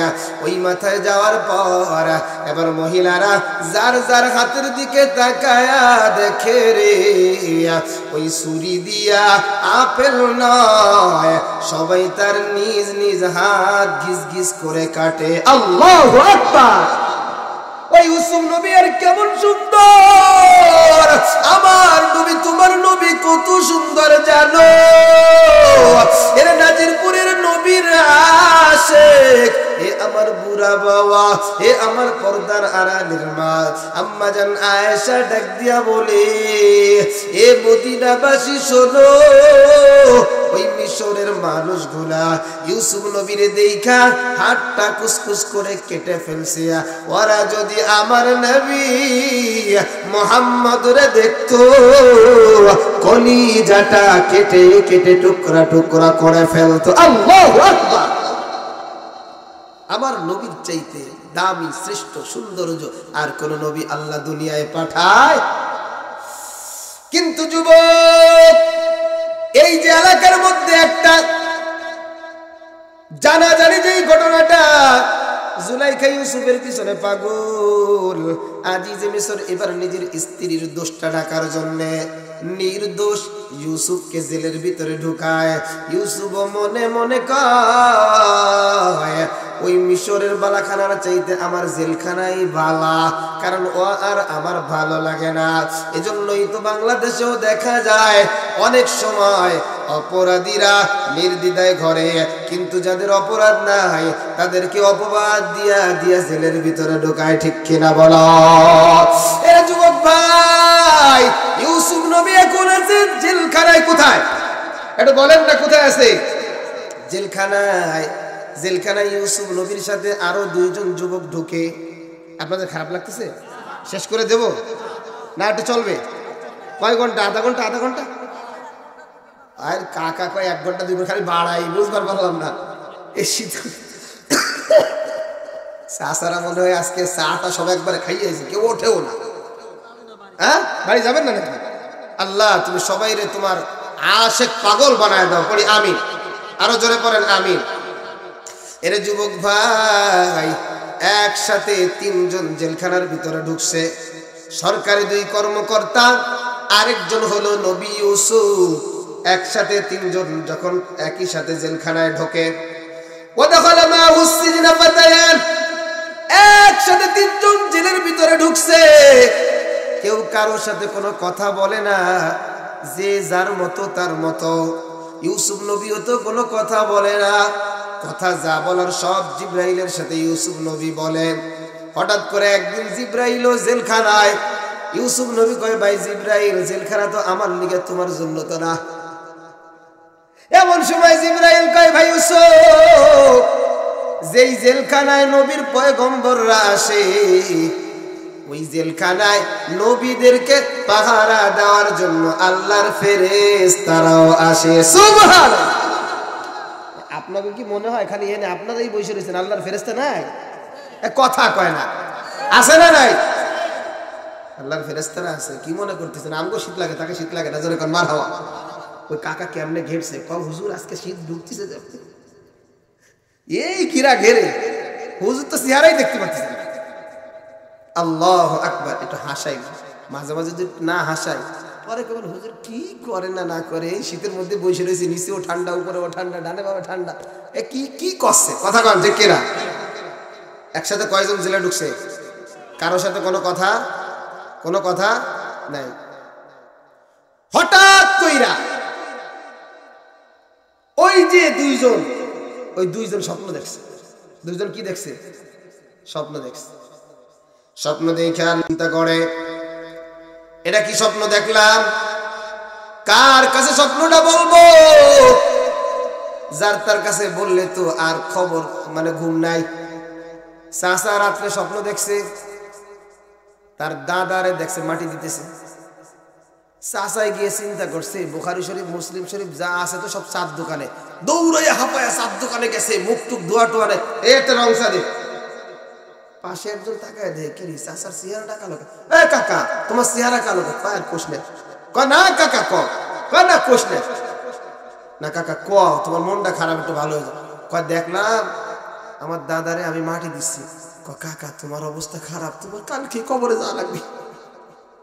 যেই কাকা চাটা খাই দিয়েছিল দত্ত চা, আমি একটু বাড়ি যাই। বাড়ি গিয়ে চাচার আর ঘুম নাই। এই স্ত্রী কি দেখলাম? চার দোকানে গিয়ে কইলো আমার বলে কালকেই কবরে যাওয়া লাগবে। সেখান থেকে আর ভালো লাগে না, দৌড়ে গেছে আমতলা বাজারে আরেক চার দোকানে গিয়ে কয়ে আমি দেখলাম আমার দাদারে মাটি দিচ্ছি। কত যা খাওয়ার খাইয়ে নে, আগামী 24 ঘন্টা পর তুইও মাটির তলে যাবি। ভয় বাড়ছে না কমছে? কথা কয় না। কাম টাম না পাইয়া চিন্তা করছে, যেখানে যাই খালি কম্প সৃষ্টি হয়ে যেতেছে। ও আল্লাহ কোহানে যাই? এখন যাই আমতলা বাজারের পাশে একটা মসজিদ আছে, হুজুরের কাছে গেছে। হুজুর আমি আজকে রাত্রে স্বপ্ন দেখলাম আমার দাদারে মাটি দিচ্ছি। হুজুর কইছে দূর পাগল, দাদারে মাটি দিচ্ছেন কি কল্পনা করছেন তাই দেখছিলেন, শয়তান হয়তো একটা খোঁচা দিয়েছে, তো পেরেশানের কি? হুজুর আপনি আমার দমটা মোটামুটি চালাই না। কথা কয় না। হুজুর খালি আমাকে কয়েক জায়গা লাগে, আর কোনো জায়গা লাগে না। কথা কয় ঠিক কিনা? খালি হুজুর বিয়ে পড়াবে, জানাজা পড়াবে, মিলাদ খতম পড়াবে, আর কোনো জায়গায় হুজুর দরকার নাই। হুজুরের প্রয়োজন পরে 3000 টাকা বেতন দেবো, 2000 টাকা হুজুর না দিলে কি হয়? হুজুরকে মুসালমি আছে না নাই? আবার অনেকে ফতুয়া দেয়, হুজুরকে টাকা হয়েছে বরকত, হুজুরকে 100 টাকা দিলে কি সমস্যা? হ্যাঁ এরকম একজন বরকত কইছে। পরের দিন আমি তার দোকানে গেছি। আমাকে দাদা কালকে তো দেখলাম যে কোন দোকানে বসে বরকতের দোয়া করলেন, তো অনেক বরকত। তা আমার ওই যে একটা তিব্বত সাবান লাগবে, 24 টাকা দাম, 10 টাকা দিলাম, সাবানটা দেন। হুজুর আপনার মাথাটা তো ঠিক আছে? আমাকে কেন? সাবানের দাম 24 টাকা, আপনি 12-14 টাকা দেন না কেন? আপনারাই তো কইছেন টাকার মধ্যে বরকত, তা আমি কি করবো? আমি একটু দিলাম, বরকত দিলাম। হুজুর মাসআলা এনে চলবে না। কথা কান ঠিক কিনা? নিজের ব্যাপারে মাসলা চলে না, হুজুরের ব্যাপারে যত সব মাসআলা। আবার দেখা যায় কি হুজুরের বেতন হলো 2000-4000, ও আল্লাহ দেখা যায় 3 মাস ভাই। কথা কর আছে না নাই? আছে না নাই? ওই একজন হুজুর 1 বছর ভাই, আল্লাহ জানে ও চাচা কবে বেতন দেবে। এরকম আছে না নাই? কিন্তু না, এরকমটা করা যাবে না। ইমাম হলো সম্মানিত, ঠিক কিনা? বলেন তো ইমামের নামাজ যদি না হয় মুসল্লিদের নামাজ হবে? হ্যাঁ, ইমাম যদি একদিন চিন্তা করলো আমার ছেলে এরকম ভাবে অসুস্থ হইলো, ডাক্তারের কাছে নিতে পারলাম না, কমিটির কাছে 5000 টাকা ছিলাম, দিল না, যা আজকে আলহামদুলিল্লাহ ওযু ছাড়াই নামাজ পড়াই দেবো, নামাজ কি হবে? ইমাম সাহেবরা এরকম করে না, কারণ ইমাম সাহেবের ভয়ে, দিলের মধ্যে ভয় কার? একটু জোরে বলেন। আল্লাহ হেফাজত করেন, পড়ি আমিন। এজন্য সব জায়গায় সম্মান করতে হবে। তো এবার চিন্তা করে যাত্রার কাছে স্বপ্ন বলা যায় না, যারা স্বপ্নের তাবির করতে পারে তাদের কাছে বলা যায়। এবার একজন যাইয়ে বলে, ও আল্লাহর গোলাম, قال أحدهما إني أراني أعصر خمرا وقال الآخر إني أراني أحمل فوق رأسي خبزا تأكل الطير منه। বলে একটা বিকট স্বপ্ন দেখেছি, আমি দেখলাম যে আমি রাজাকে সুন্দর করে শরবত বানায় বানায় খাওয়াই। আরেকজন বলে আজকে আমিও স্বপ্ন দেখলাম যে আমার মাথার উপরে একটা টুকরির মধ্যে কিছু রুটি, রুটিগুলা পাখিতে খেয়ে যায়। আল্লাহর নবী ইউসুফ ডাক দিয়া বলে, আমি স্বপ্নের ব্যাখ্যা জানি রে, আমার আল্লাহ আমার স্বপ্নের ব্যাখ্যা জানাইছে। আজকে আমি যে ব্যাখ্যাগুলো দিয়ে দিব তোমরা কি তা মানবা? বলে হ্যাঁ, কেন আমরা মানব না? ইউসুফ নবী ডাক দিয়া কয়, আরে আল্লাহর গোলাম শোনো, যে তুমি দেখেছ তুমি বাদশার শরবত তৈরি করতেছ, তোমার চাকরিটা বহাল থাকবে, তুমি আবার শরবত বানায় বানায় খাওয়াইবা, কারণ এই মামলার মধ্যে তোমার কোনো দোষ ছিল না, তোমাকে এই জায়গায় ফাঁসানো হয়েছে। আর যে বাবুচ্চি যে মুসলমান বাচ্চাকে মারার জন্য খাবারের মধ্যে বিষ মিশায় দিয়েছে, যে দেখছে তার মাথার উপরে একটা টুকরি, টুকরির ভিতরে কিছু রুটি, ওই রুটি থেকে পাখিরা ঠোকায় ঠোকায় খায়, অচিরেই তারে শুলিতে চড়ানো হবে, তাকে ফাঁসি দেওয়া হবে, আর তার মাথার যে মগজগুলো আছে এই মগজগুলা পাখিতে ঠোকাইয়া ঠোকাইয়া খাওয়ায়।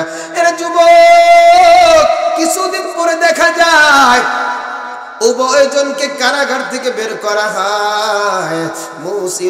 ইউসুফ নবী যার ব্যাপারে বললেন তুমি শরবত বানাইবা, ওরে এবার ডাইকে ডাইকে বলে, এ আমার ভাই, আপনি তো আবার রাজা বাচ্চার খেদমতে আপনি থাকবেন, আপনি আবার শরবত বানায় বানায় খাওয়াবেন, আপনার কাছে আবার একটা আবদার, আমারে ভুইলা যায় না, আমার কথাটা আপনি একটু বাচ্চারে বলিয়ে, আমার কোনো দোষ নাই, আমাকে এই জায়গায় আবদ্ধ কইরা রাখা হয়েছে, কিন্তু দেখা যায় বিপদে হুজুরের কাছে আসে, এরপরে হুজুরে বইলা যায়, ওই যে ব্যক্তি গিয়া একের পর এক শরবত বানায় খাওয়ায়, কিন্তু হুজুরের কথা আর মনে নাই, ইউসুফ নবীর কথা আর মনে নাই।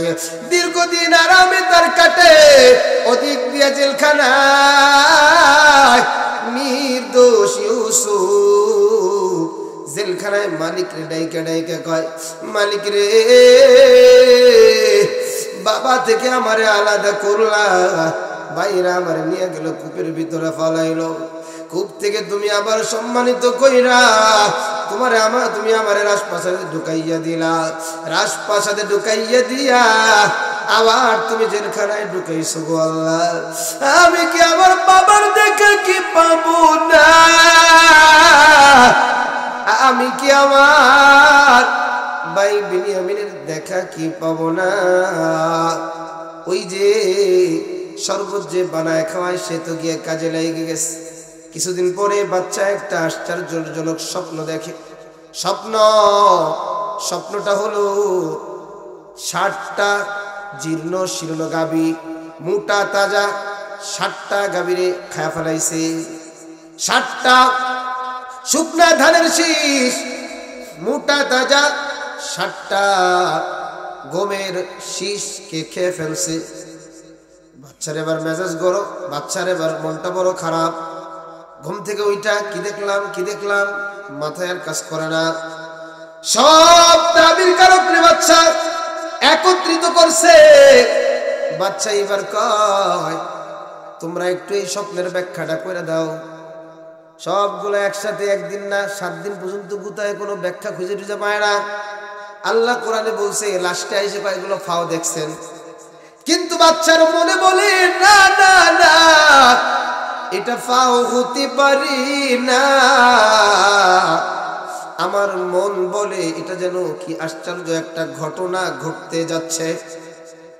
এই চিন্তা ভাবনা একদিন বাচ্চা নামদার বিছানার উপরে শুয়া টেনশনে মাথাটা এরকম করে। এমন সময় শাহিদার শরবত নিয়ে হাজির। এমন সময় বলে, বাচ্চা আপনি বড় টেনশনে আছেন? বলে হ্যাঁ। বলে এত টেনশনের কি? বলে যে স্বপ্নটা দেখলাম, এতগুলা তাবির কারকরে বসায় বসায় খাওয়াই, একটাও আজকে ব্যাখ্যা দিতে পারে নাই, আগামীতে এর চাকরি সব নট হয়ে যাবে। এমন সময় শাহিদার ডাক দিয়া বলে, বাচ্চা এখন আমার মনে পড়েছে ওই যে জেলখানার ভিতরে আল্লাহর একজন দামি বান্দা যার নাম ইউসুফ, আমি একটা স্বপ্নে দেখেছিলাম, যেই ব্যাখ্যা দিয়েছিল ব্যাখ্যা একবারে 100-এ মিলে গেছে। বাচ্চা কয় তাড়াতাড়ি যাও, যাইয়া ব্যাখ্যাটা জেনে আসো। দৌড়ায় গিয়া বলে, ভাই ইউসুফ, আজকে বাচ্চা একটা স্বপ্ন দেখেছি, স্বপ্নটা হলো এই, ব্যাখ্যাটা কি হবে বলো। ইউসুফ নবী বলেন, ওই আমার ভাই, আজকে কতদিন হয়ে গেল, আজকে এতদিন পরে আমার কথা মনে পড়ছে। বলে আজকে বিপদে পড়ছি দেখে মনে পড়ছে। বলে এই হলো স্বপ্ন। এমন সময় ইউসুফ নবী ডাক দিয়া বলে, এর উদ্দেশ্য কি জানো? আগামী 7 বছর এলাকার মধ্যে প্রচুর পরিমাণ ফসল হবে, পরবর্তী 7 বছর এলাকায় দুর্ভিক্ষ দেখা দিবে, অনাবৃষ্টি, বৃষ্টি থাকবে না, এলাকায় কোনো ফসল হবে না। এখনো দেখবেন বাংলাদেশে অনেক সময় অনাবৃষ্টি চলে, অনেক সময় গরমের তাপ বেশি বেড়ে যায়, শীতের তাপ বেড়ে যায়, অনেক সময় দেখবেন ফসল ফলে না। এটাও বড় গজব, গজব, গজব। আর এই গজবের মূল কারণ হলো নারীদের বেপরদা, ঠিক কিনা বলো? এরে যুবক ভাই, ইউসুফ নবী যখন ব্যাখ্যা দিলেন, শাহিদার ব্যাখ্যাটা নিয়া দৌড়ায়া বাচ্চার সামনে হাজির। বাচ্চার সামনে হাজির হওয়ার পরে বলে, ও বাচ্চা, এই যে দেখেন ব্যাখ্যা। বাচ্চা বলে, এবার ব্যাখ্যাটা আমার মন মতো ধরে। এমন সময় বাচ্চা তো বড় দিনদার, আগের বাচ্চা মারা গেছে, বাচ্চার ছেলে বাচ্চা হইছে। যদিও বাচ্চার ছেলে মূর্তি পূজারী, কিন্তু এরপরও বলে, আমার দেশে এমন একজন জ্ঞানী, সে জেলখানায় কেন? কারণটা কি? কারণটা আগে খুঁজে খুঁজে বের করো, তাকে ছাড়ায় নিয়ে আসো। ইউসুফ নবীরে যখন ছাড়ায় নিতে যায়, ইউসুফ নবী বলে, আমি এমন করে ছাড় পাইতে চাই না। আগে আমারে যে অপবাদ দেওয়া হয়েছে, অপবাদ থেকে আগে মুক্তি দেওয়া হোক। এমন সময় ইউসুফ নবীর ব্যাপারে যখন কথা হয়, জুলাইখা এবার বাচ্চার সামনে হাজির। বাচ্চারা এবার ডাক দিয়া কয়, জুলাইখা, এ বাচ্চারে, ইউসুফের কোনো দোষ নাই রে, সব দোষ আমার, ইউসুফ নির্দোষ। তাড়াতাড়ি ইউসুফ রে খালাস করে নিয়ে আসে না। ইউসুফকে যখন খালাস করে বাচ্চার সামনে হাজির, সংক্ষেপে আপনাদের সামনে বলে যাইতে চাই, বাচ্চার সামনে হাজির হওয়ার পর ইউসুফ রে এবার ডাক দিয়া বলে, এত সুন্দর একটা ব্যাখ্যা দিছো, সুতরাং তোমার একটা জিম্মাদারি নেওয়া লাগবে, তোমার একটা মন্ত্রণালয়ের দায়িত্ব নেওয়া লাগবে। ইউসুফ নবী বলেন, যেহেতু আপনার বড় টেনশন, আপনার বড় চিন্তা, আগামী 7 বছরের ফসলগুলা কেমন করে জমা রাখবে না, আবার 7 বছর কেমন করে খাওয়াবে না, এই দায়িত্বটা আমাকে দিয়ে দেন। কারণ আমি হলাম সৎ, আমি কোনো কৃষকের সার মাইরে খাবো না, আমি কোনো পঙ্গের ভাতা মাইরে খাবো না, আমি কোনো গরিবের টিন চুরি কইরা খাবো না। কথা কন ঠিক কিনা? জোরে কন। সব মাইরে খায়, ঠিক কিনা? সব মাইরে খায় না। আমি মাঝে মাঝে অনেকগুলো গজল গাই, আজকে তো গাইনি, কারণ আজকে তো মজার বয়ান চলতেছে, গজল। কথা কন ঠিক কিনা? নেতারা তো সবই পেল, আমরা বলো কি পেলাম, ঠিক কিনা? সব ভাঙ্গা চাপা মোটা হয়, চিকুন সস্তা মোটা, যেই দরজা আগে বাইরে মারতেন, এখন আর বাইরে না। কথা কন ঠিক কিনা? সব আমগোটা খাইয়ে বোটা। আল্লাহ এমন নেতা থেকে আমাদের হেফাজত করেন, পড়ি আমি আরো জোরে পড়ে না। কারণ ইউসুফ নবী বড় সৎ। ইউসুফ নবী যখন অর্থমন্ত্রীর দায়িত্ব নিল, দায়িত্ব নেওয়ার 6 মাসের মাথায় পুরা অর্থনৈতিক সাইডটা ঠিক হয়ে গেল। সুবহানাল্লাহ বলেন। আজকে এই এলাকায় প্রায় 6-7 বছর আসি, রাস্তা আগেও যেরকম দেখছি এখনো, কথা কয় না, আগেও গাড়ি মাহফিলে আনতে পারি না, এখনো আনতে পারি না, আগামীতে হয়তো বা পারবো। জোরে কোন আমিন। এরা যুবক ভাই, কলিজার টুকরা বুড়া বাবা, ইউসুফ নবী 6 মাসের মাথায় যখন অর্থনৈতিক চাক্কা ঘোরায় দেন, ওদিক দিয়ে আজিজে মিসরের ইন্তেকাল হয়ে যায়। এবার বাচ্চা ডাক দিয়ে কয়, ইউসুফ, আজ থেকে তোমাকে দুইটা মন্ত্রণালয়ের দায়িত্ব পালন করতে হবে। আজ থেকে মিশরের আজিজে মিশর তুমি ইউসুফ। আল্লাহু আকবার। আমার মাওলার কাছে সব আছে না নাই? খালি আল্লাহ ওকে দেয়, আমার কিছু দেয় না, আছে না নাই? এমন যারা ওকে কপালে কোনোদিন কিছু হয় কইতে হবে আল্লাহ তাকে দিয়েছে আলহামদুলিল্লাহ, আল্লাহ তুমি আমারও কিছু দিও, ঠিক না? কারো দেওয়া নেওয়ার ব্যাপারে কোনো হিংসা মনোবুদ্ধ করা যাবে? আরো যখন যাবে। ইউসুফ নবী দুইটা দায়িত্ব পেয়ে যায়। ইউসুফ নবী এবার বড় বড় গুদাম বানায়, যেই গমগুলা ক্ষেত থেকে নিয়ে আসে, সরা যেরকম আছে এরকম সরা অনুযায়ী গমগুলা থুয়ে দেয়। এইভাবে একের পর এক 7 বছর চইলা যায়, এখনো দুর্ভিক্ষের বছর শুরু হয় নাই। এবার 7 বছর পর একদিন আজিজে, একদিন বাদশা, মিশরের বাদশা, সেই এবার একদিন সভাসদ সাজাইয়া এমন সময় ইউসুফ নবীরে একটা সিংহাসনে বসায়, নিজে বসে ইউসুফ নবীরে বসাইয়া সবার সামনে নিজের মুকুটটা ইউসুফ নবীর মাথায় দিয়া বলে, ইউসুফ, আজ থেকে আমি হলাম নামকে হস্তে বাদশা, আর মিশরের যা করার দরকার সব তুমি একা একা করো। আল্লাহু আকবার। সম্মানিত করেন কে? যারা সম্মান দেওয়ার মালিক কে? আমাদেরকে সম্মানিত করেছেন কে? আল্লাহ করেছেন। এরা যুবক ভাই, এবার আসে না, যখন দুর্ভিক্ষের বছরগুলো শুরু হয়ে যায়, এবার আস্তে আস্তে মিশরের দুর্ভিক্ষ, পার্শ্ববর্তী অঞ্চলগুলোর দুর্ভিক্ষ যাইতে যাইতে ইউসুফ নবীর বাবা ইয়াকুব নবীর ঘরের খাবার নাই।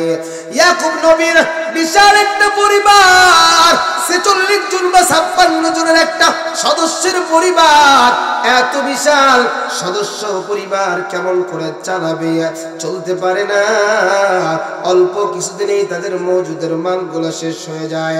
একদিন ইয়াকুব নবী ডাক দেয়া বলে, এ আমার সন্তানেরা, শুনলাম মিশরের বাদশা নাকি প্রত্যেকটা দেশে যে দেশগুলো দুর্ভিক্ষ আছে, টাকা পয়সা নিয়ে গেলে তারা নাকি দিয়ে দেয়। যাও, তোমরা যাও, 10 ভাই যাও, আমার বিনিয়ামিনকে আমি দিব না, কারণ আমার বিনিয়ামিন এখন আমার চোখের শীতলতা, আমি আমার বিনিয়ামিনকে দিব না। 10 ভাই 11টা বস্তা নিয়ে যাও। আমার বিশ্বাস ওই বাচ্চাকে গিয়ে যদি বলো আমরা ইয়াকুব নবীর সন্তান, আমার বাবা বড় মাজুর মানুষ। আল্লাহু আকবার। আমার বাবা বড় মাজুর মানুষ, আমরা যদিও 10টা ভাই আসছি, 11টা বস্তা আপনি দিয়ে দিয়েন। আরে সংক্ষেপে বলে যাই, ইউসুফ নবী তাকায় রইছে, তার 10টা ভাই এক একজন এক একটা দরজা দিয়ে ঢুকে। ভাইগুলো তো পাহাড়ের মতো, তাকায় রইছে, দিল ভাঙ্গা কান্না, চোখ ভরা পানি, কিন্তু কেউ যেন না দেখতে পারে।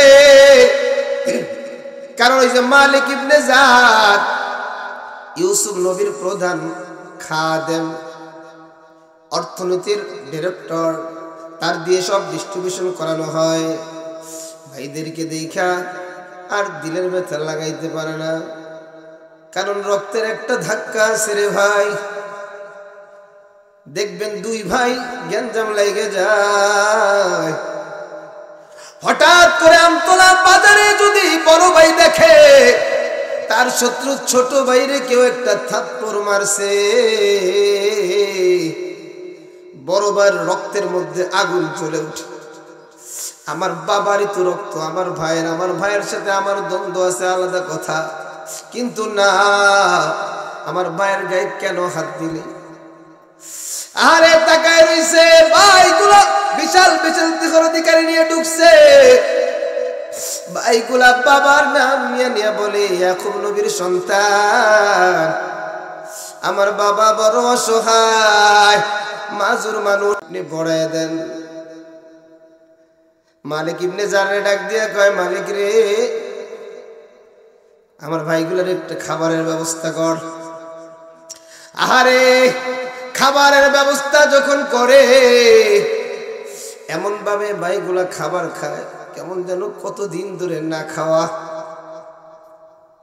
11টা বস্তা ভরে দিছে। ইয়াকুব নবীর পক্ষ থেকে যে টাকাগুলো দিছে, টাকাগুলো বস্তার ভিতরে ভরে দিছে। কারণ সন্তানই বুঝে বাবার পকেটের কি অবস্থা। টাকাগুলো বইরে দেওয়ার উদ্দেশ্য হলো, টাকা যদি না থাকে আর মাল আনতে পাঠাইতে পারবে না, আমি আর আমার ভাইদেরকে দেখতে পারবো না, আমি আর বিনিয়ামিনকেও দেখতে পারবো না। এই জায়গা থেকে মনে হয় ছিল, হ্যাঁ, এই জায়গাগুলো আসলে আর স্থির থাকা যায় না, থাকতে পারে না। আল্লাহ, এমন সময় ইউসুফ ডাক দিয়ে বলে,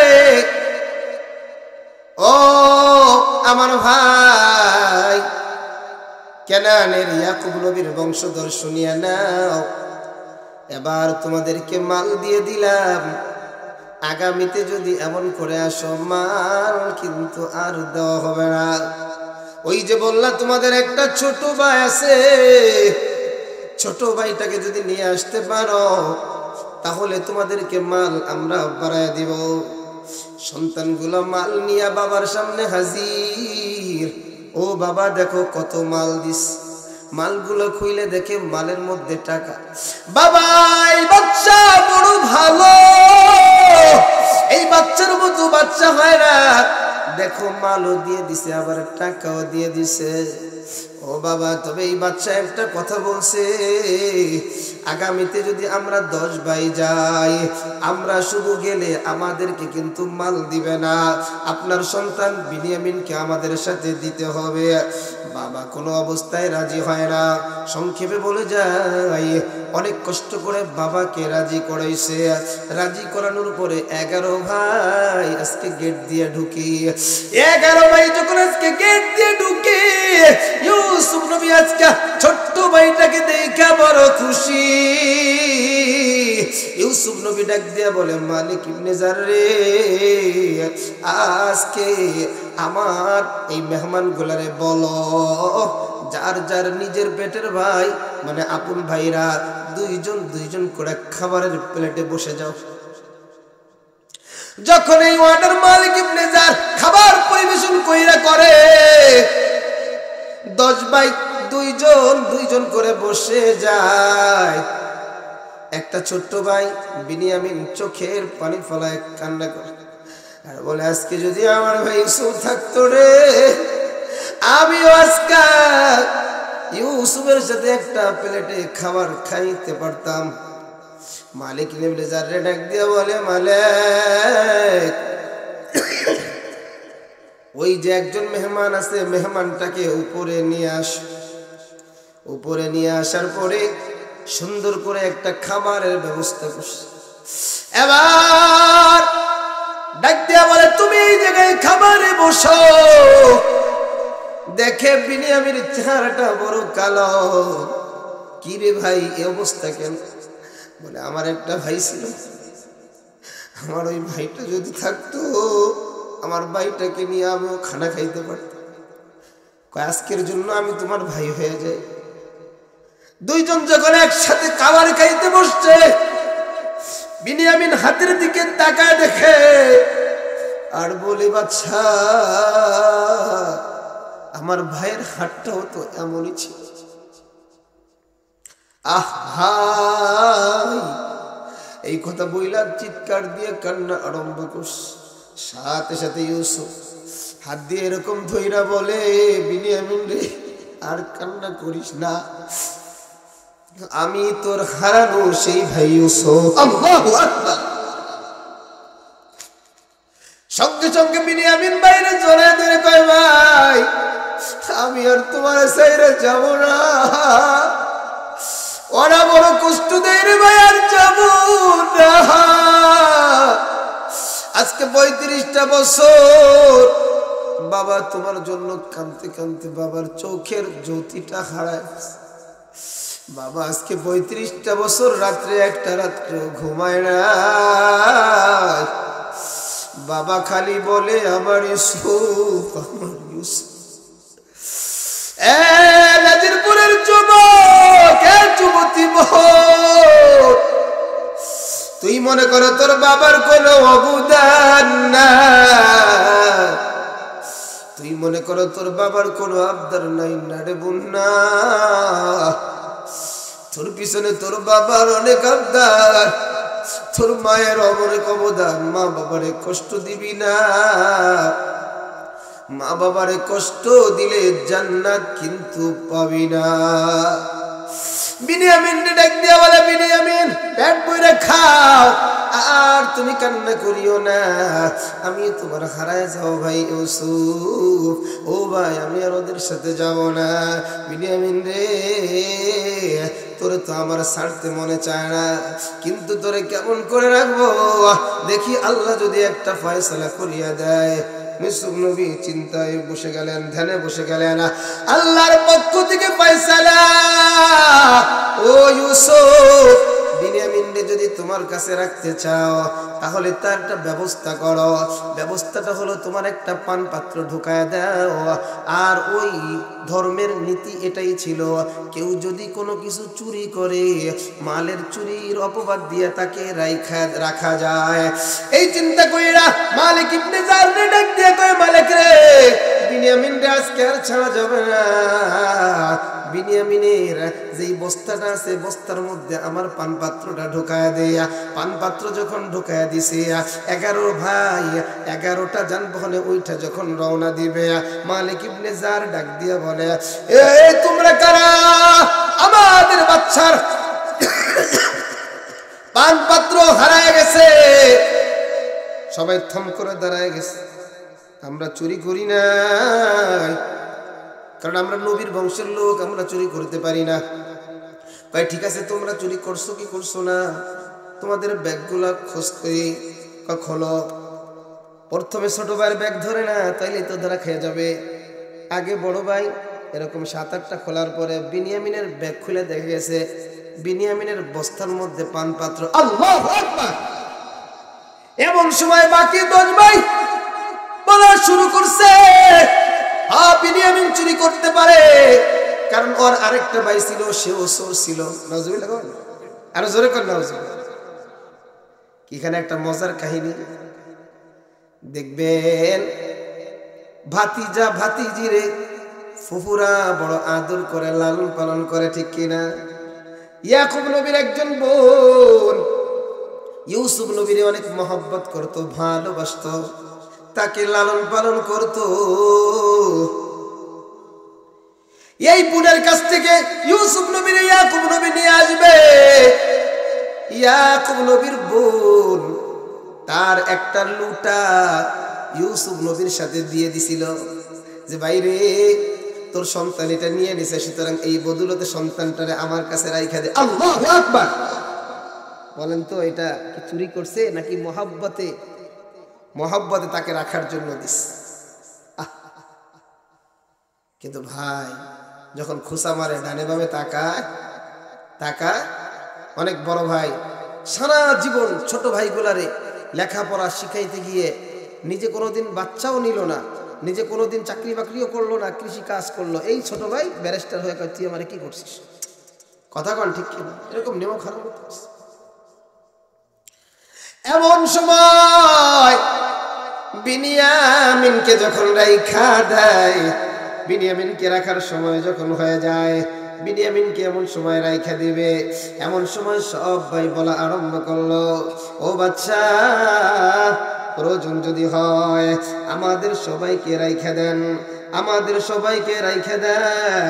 বিনিয়ামিনকে রাইখেন না কারণ এর রাখলে আমার আব্বা সহ্য করতে পারবে না قالوا أئنك لأنت يوسف قال أنا يوسف وهذا أخي قد من الله علينا الله تعالى تركوا بولنا اذهبوا قال لا تسرف عليكم اليوم يغفر الله لكم وهو আরহামুর রাহিমিন। আল্লাহু আকবার। যখন ভাইটাকে রাইখা দেয়, সব ভাই যখন অনুনয় বিনয় করে, ও ভাই ভাইটারে ছাইরা দাও, আমাকে 10 জন আটকে রাখো। ইউসুফ নবী আর দিল ভাঙ্গা ব্যথা আর দইরা রাখতে পারে না। এমন সময় ডাক দিয়ে কয়, এ আপনাদের কি আরো একটা ভাই ছিল? বলে হ্যাঁ। বলে ভাইয়ের নামটা কি? বলে ইউসুফ। বলে ইউসুফের কি হয়েছে? বলে ইউসুফের বাঘে খায় ফেলছে। কয় ভাই ইয়াহুদা রে, আর মিথ্যা কথা বলিস না, আমি তো সেই ইউসুফ। আল্লাহু আকবার। আর মিথ্যা কথা বলিস না রে ভাই, আর মিথ্যা কথা বলিস না, আমি ইউসুফ এখনো বেঁচে আছি। দেখ আল্লাহ আমার সততার কারণে আমারে কোন জায়গায় বসায়, আর তোদের হিংসাবির কারণে আল্লাহ তোদেরকে কোন জায়গায় নিয়ে যায়। সব ভাই এমন সময় বলতেছে, ভাই রে আমাদের বড় ভুল হয়ে গেছে। ক্বালু তাল্লাহ লাকাদ আসারাকাল্লাহু আলাইনা ওয়া ইন কুননা লাখাতিন। আল্লাহর কসম, আমরা বড় ভুল করে ফেলছি, আমাদেরকে ক্ষমা করে দাও। এমন সময় নবী ইউসুফ কত সুন্দর কথা বলেন, ক্বালা লা তাসরিবা আলাইকুমুল ইয়াউম। আজকে তোমাদের উপরে আমার কোনো কষ্ট নাই, দুঃখ নাই। ইয়াগফিরুল্লাহু লাকুম। শুধু আমি তোমাদেরকে মাফ করলাম না, আল্লাহর কাছে দোয়া করি আল্লাহ যেন তোমাদেরকে মাফ করে দেয়। আমিন। এরা যুবক ভাই, কেউ যদি ভুল স্বীকার করে, তোমার ভাই হোক, বউ হোক, মা হোক, বাবা হোক, আত্মীয় স্বজন হোক, তাকে তাড়ায় দিও না। রহমতের চাদরে ধইরা তাকে সুন্দর করে বইলো, যাও তোমাকে ক্ষমা করে দিলাম। এমন সময় সব ভাইগুলো বলা আরম্ভ করছে, ভাইরে বাবার অবস্থাটা বড় খারাপ। ইউসুফ নবী নিজের একটা জামা দিয়া বলে, ইযহাবু বিকমিসি হাযা ফালকুহু আলা ওয়াজহি আবি ইয়াতি বাসীরা। এই জামাটা নিয়ে যাও। সন্তানগুলা জামাটা নিয়ে আস্তে আস্তে করে যায়। ওদিক দিয়ে ইয়াকুব নবী ছোট্ট ছোট্ট নাতিদেরকে ডাইকা ডাইকা বলে, ও আমার নাতিরা রে, আমার ইউসুফের ঘ্রাণটা আমার নাকে খুব বেশি আসতেছে। পুত্রবধূরা বলে, আপনার পাগলামি এখন বন্ধ করে না। একথা বলতে বলতে কিছু সময়ের মধ্যেই ইউসুফ নবীর জুতা, ইউসুফ নবীর জামা দিয়ে হাজির। ইউসুফ নবীর জামাটা যখন নিয়ে হাজির, জামাটা যখন চেহারার মধ্যে বোলায়া দেয়, মুহূর্তের মধ্যে ইয়াকুব নবীর চোখের আগের দৃষ্টি আবার ফিরে আসে। জোরে কোন মারহাবা। এরে যুবক ভাই, ও কলিজার টুকরা বুড়া বাবা, এরপরে বাবাকে যখন হাজির করা হয়, তারা যখন একসাথে আসে, ফালাম্মা দাখালু আলা ইউসুফ আওয়া ইলাইহি আবাওয়াইহি وقال ادخلوا مصر ان شاء الله امنين। বাবা এবং মা এরা দুইজন এবং তার 11 ভাই সন্তান একসাথে যখন ঢুকে ইউসুফ নবীকে যখন সিজদা দেয়, ইউসুফ নবী বলে, বাবা ওই যে বহুত বছর আগে যে স্বপ্নের কথা বলেছিলাম, আজকে সেই স্বপ্নটা পূরণ হইল। ইউসুফ নবীর বারাকানে ভাই ব্রাদার সবাই এখন একসাথে। ইউসুফ নবী এখন মিশরের আজিজে মিশর, কিন্তু ইউসুফ নবীর যেই ভালোবাসতো, ওই যে যেই জুলাইখা এক সময় এখান দিয়ে অনেক কথা বাদ দিয়ে দিছি, অনেক সম্পদ ছিল, ইউসুফের কথা বললেই তারে দান করে দিত। জুলাইখা ইউসুফের জন্য কান্না করতে করতে চোখে পানি নাই, চোখের পানিগুলো শুকায় গেছে, চোখগুলা বন্ধ হয়ে গেছে। এক সময় আর রাজপ্রাসাদে জুলাইখার কোনো জায়গা নাই। জুলাইখা এবার ইউসুফরে খুঁজে, জুলাইখার জায়গাটা কোথায় হবে ও জানে। ইউসুফ নবী এই রাস্তা দিয়া প্রতিদিন রাজপ্রাসাদে যায়। ওই রাস্তার পাশে একটা ঝুপড়ি ঘর জুলাইখা বানায় ওই জায়গায় বৈশা বৈশা ইউসুফ ইউসুফ জপতে থাকে, ইউসুফ ইউসুফ জপতে থাকে। এর যুবক ভাই, তার ঘরে 3-4টা মূর্তি ছিল, মূর্তি গুলারে ডাইকা ডাইকা বলে আজকে ইউসুফের সামনে আমারে পড়ায়া দিও। একদিন গিয়ে দেখে ইউসুফ চলে গেছে। দ্বিতীয় দিন কয় মূর্তি লাত উজ্জাত মানাত, আজকে যেন ইউসুফের সাথে দেখা হয়। আজকে গিয়ে দেখে ইউসুফ নবী চলে গেছে। তৃতীয় দিন চিন্তা করলো লাত উজ্জাত মানাত বহুত কইলাম, কোনো কাজ হইল। আজকে বলে ও ইউসুফের খুদা,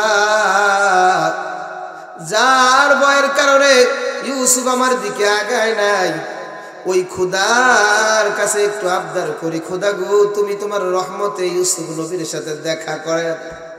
আল্লাহু আকবার। ইউসুফ নবী ওদিক দিয়ে আসে, জুলাইখা ঝুপড়ি দিয়ে বের হয়। দুইজন সামনাসামনি বসার পরে সামনাসামনি দাঁড়ায় গেছে। এ বুড়ি, কে তুমি, কি তোমার পরিচয়? বুড়ি এবার ডাক দিয়ে কয় আমার পরিচয়টা পরে নাও, আগে তুমি তোমার পরিচয়টা দাও। তুমি কি আজিজে মিশর নবী ইউসুফ? ইউসুফ নবী বলে হ্যাঁ, আমি তো আজিজে মিশর নবী ইউসুফ। এমন সময় বলে তাহলে আপনার সাথে আমার কিছু কথা আছে। আজিজে মিশর ইউসুফ ডাক দিয়া কয় এরে বুড়ি, এই জায়গায় তো তোমার সাথে আমার কোনো কথা নাই, তুমি রাজপ্রাসাদে যাও, রাজপ্রাসাদে বইসা তোমার সাথে আমার কথা হবে। এবার কয়েকজন বুড়িরে দইরা রাজপ্রাসাদে নিয়ে যায়। নিয়ে যাওয়ার পরে ইউসুফের সিংহাসনের সামনে বুড়িরে বসায়। বুড়ি এবার ডাক দিয়া কয় ইউসুফ, আজকে আমার তোমার কাছে 3টা দাবি। 3টা দাবির মধ্যে 2টা হলো দোয়া, আর একটা হলো তোমার ইচ্ছা। ইউসুফ নবী যখন রাজপ্রাসাদে হাজির, ওদিক দিয়ে জুলাইখা যখন ইউসুফ নবীর সামনাসামনি বসে গেছে, ইউসুফ নবীর চোখের বরকতে আল্লাহ পাক জুলাইখার দৃষ্টি শক্তি ফেরায়া দিছে। সুবহানাল্লাহ। জুলাইখা এবার তাকায় দেখে এই তো স্বপ্নের বালক দেখা যায়। এবার জুলাইখা মুসি মুসি হাসে, মিসকি মিসকি হাস। ইউসুফ নবী ডাক দিয়া কয় বুড়ি, তুমি কেমন হাসো? কি কারণে? আগে তোমার পরিচয় দাও। এমন সময় বুড়ি বলে পরিচয়টা দিব, তবে আমার আরো একটা আমার জন্য দোয়া করতে হবে। এই ইউসুফ, আমি আজিজে মিশর, আপনি আল্লাহর কাছে দোয়া করেন 16 বছর বয়সে আমার যেমন চেহারাটা ছিল, আল্লাহ যেন আবার আমার চেহারাটা তেমন বানায় দেয়। এমন সময় ওই রাজপ্রাসাদে অনেকগুলো গণক ছিল যারা মূর্তি পূজারী। এরা ইউসুফ নবীরে চ্যালেঞ্জ করে বসলো, এই ইউসুফ, আপনি যদি সত্যি নবী হয়ে থাকেন, আজকে তার চেহারাটাকে আপনি ফেরায় দেখান, তাকে আবার সেই 16-17 বছর বয়সের চেহারায় আপনি নিয়ে যান। যদি আপনি নিয়ে যান, যদি আপনি নিয়ে যেতে পারেন, তাহলে বুঝবো আপনি হলেন সত্য নবী, আপনি হলেন আল্লাহর পয়গম্বর, আমরাও কালিমা পড়ে মুসলমান হয়ে যাব। ইউসুফ নবী এবার চিন্তায় পড়ে গেলেন। ওদিক দিয়ে আমার আল্লাহর পক্ষ থেকে যখন একটা সিদ্ধান্ত আসলো, ইউসুফ নবীর গায়ের উপরে যে চাদরটা ছিল, ওই চাদরটা দিয়া বুড়ি মহিলারে ডাইকে দেয়। বুড়ি মহিলারে ডাইকে দেওয়ার পর দীর্ঘ সময় ইউসুফ নবী একা একা কি যেন জপে। হঠাৎ করে একটা টান দিয়ে যখন চাদরটা উঠায়, আবার জুলাইখার 16 বছরের লাবণ্যতা আবার জুলাইখার ভিতরে ফিরে আসে। আল্লাহু আকবার। এরা যুবক ভাই সবাই একসাথে কালিমা পড়ে মুসলমান হয়ে যায়। ইউসুফ নবীর আর বুঝতে বাকি নাই, ও তুমি সেই জুলাইখা। এই জুলাইখা, এবার আমি তোমারে চিনে ফেলেছি। বলে এবার আপনার একটা কাজ করতে হবে। বলে কি সেই কাজ? বলে আমাকে বিবাহ করতে হবে, কারণ আমার সতীত্বে কেউ কোনোদিন হাত দেয় নাই।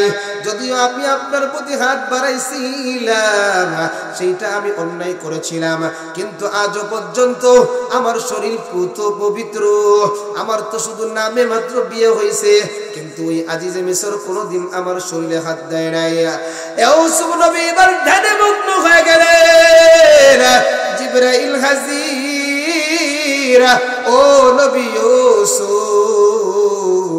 আল্লাহ আমার জানাইয়া দেয় যে যেই জিনিসটা পাওয়ার ব্যাপারে মুজাহাদা করে, যে যেই জিনিসটা পাওয়ার ব্যাপারে চেষ্টা করে, আল্লাহ তারে মিলাইয়া দেয়। এই জুলাইখা আজকে কত বছর ইউসুফ বইলা জীবনটা কাটায় দিছে। আপনার বড় পাগল, আপনার বড় আশিক, ওই আল্লাহ আজকে আপনাকে বিবাহ করতে বলেছেন। ইউসুফ জুলাইখার বিয়া হয়ে গেল। ইউসুফ নবী এইটা ছাড়া আরো 3টা বিবাহ করেছিলেন। কোন বিবির ঘরে কোনো সন্তান নাই, কিন্তু এই জুলাইখার ঘরে একটা বর্ণনায় পাওয়া যায় 2টা সন্তান, আরেকটা বর্ণনায় পাওয়া যায় 5টা সন্তান। একদিন ইউসুফ নবী জুলাইখারে ডাইকা বলে, ও জুলাইখা, তুমি আমারে কত ভালোবাসতা, কিন্তু এখন তো তুমি আমারে মায়াও করো না, মহব্বত করো না, ভালোবাসো না। জুলাইখা ডাক দিয়া বলে, যখন তোমারে আমি ভালোবাসতাম তখন আমি ছিলাম একজন মূর্তি পূজারী, আমার মধ্যে তোমার আল্লাহর প্রেম ছিল না। যেই দিন তোমার রাজপ্রাসাদে ঢুইকা গেলাম, ওই দিন থেকে মালিকের প্রেম অন্তরে ঢুইকা গেছে। মালিকের নামের মধ্যে এত মজা, এত মায়া, কালিমা না পড়লে জানতাম না। ইউসুফ তুমি শুনিয়া নাও, এই জুলাইখার দিলের মধ্যে একটাই টেনশন, একটাই প্রেম, একটাই ভালোবাসা, সেটা হলো মাওলার প্রেম। হে নাজিরপুরের যুবক, এক কলিজার টুকরা বুড়া বাবা, এ আমার পর্দার আড়ালের মা গো, ওই আল্লাহর প্রেম কি নাই রে মারা? আজকে কেমন করে আল্লাহর নাফরমানি তুমি করো, আজকে কেমন করে তুমি নামাজ ছাইরা দাও, আজকে কেমন করে তুমি হারাম খাও, আজকে কেমন করে তুমি বেপরদায় চলো, অথচ ওই আল্লাহ তোমারে আমারে ডাকে। আল্লাহ ডাকে, আইয়ুহাল ইনসান মা গররাকা বিরব্বিকাল কারীম। আল্লাহ বলে, কোন জিনিস আমার রাস্তা থেকে তোরে দূরে সরায় নিল? এ যুবক ভাই, বুড়া বাবা, ওই জাহান্নামের ভয়, কবরের ভয়। জীবনে কারা কারা গুনাহ করবো না, হাত দুটো দেখায় দাও। আল্লাহ সব হাতগুলাকে তুমি কবুল করো, সকলকে জান্নাতি মানুষ হিসেবে কবুল করে নাও, করি আমিন। ওয়া আখিরু দাওয়ানা আলহামদুলিল্লাহি রাব্বিল আলামিন। ওঠানামা না করি 1 মিনিট।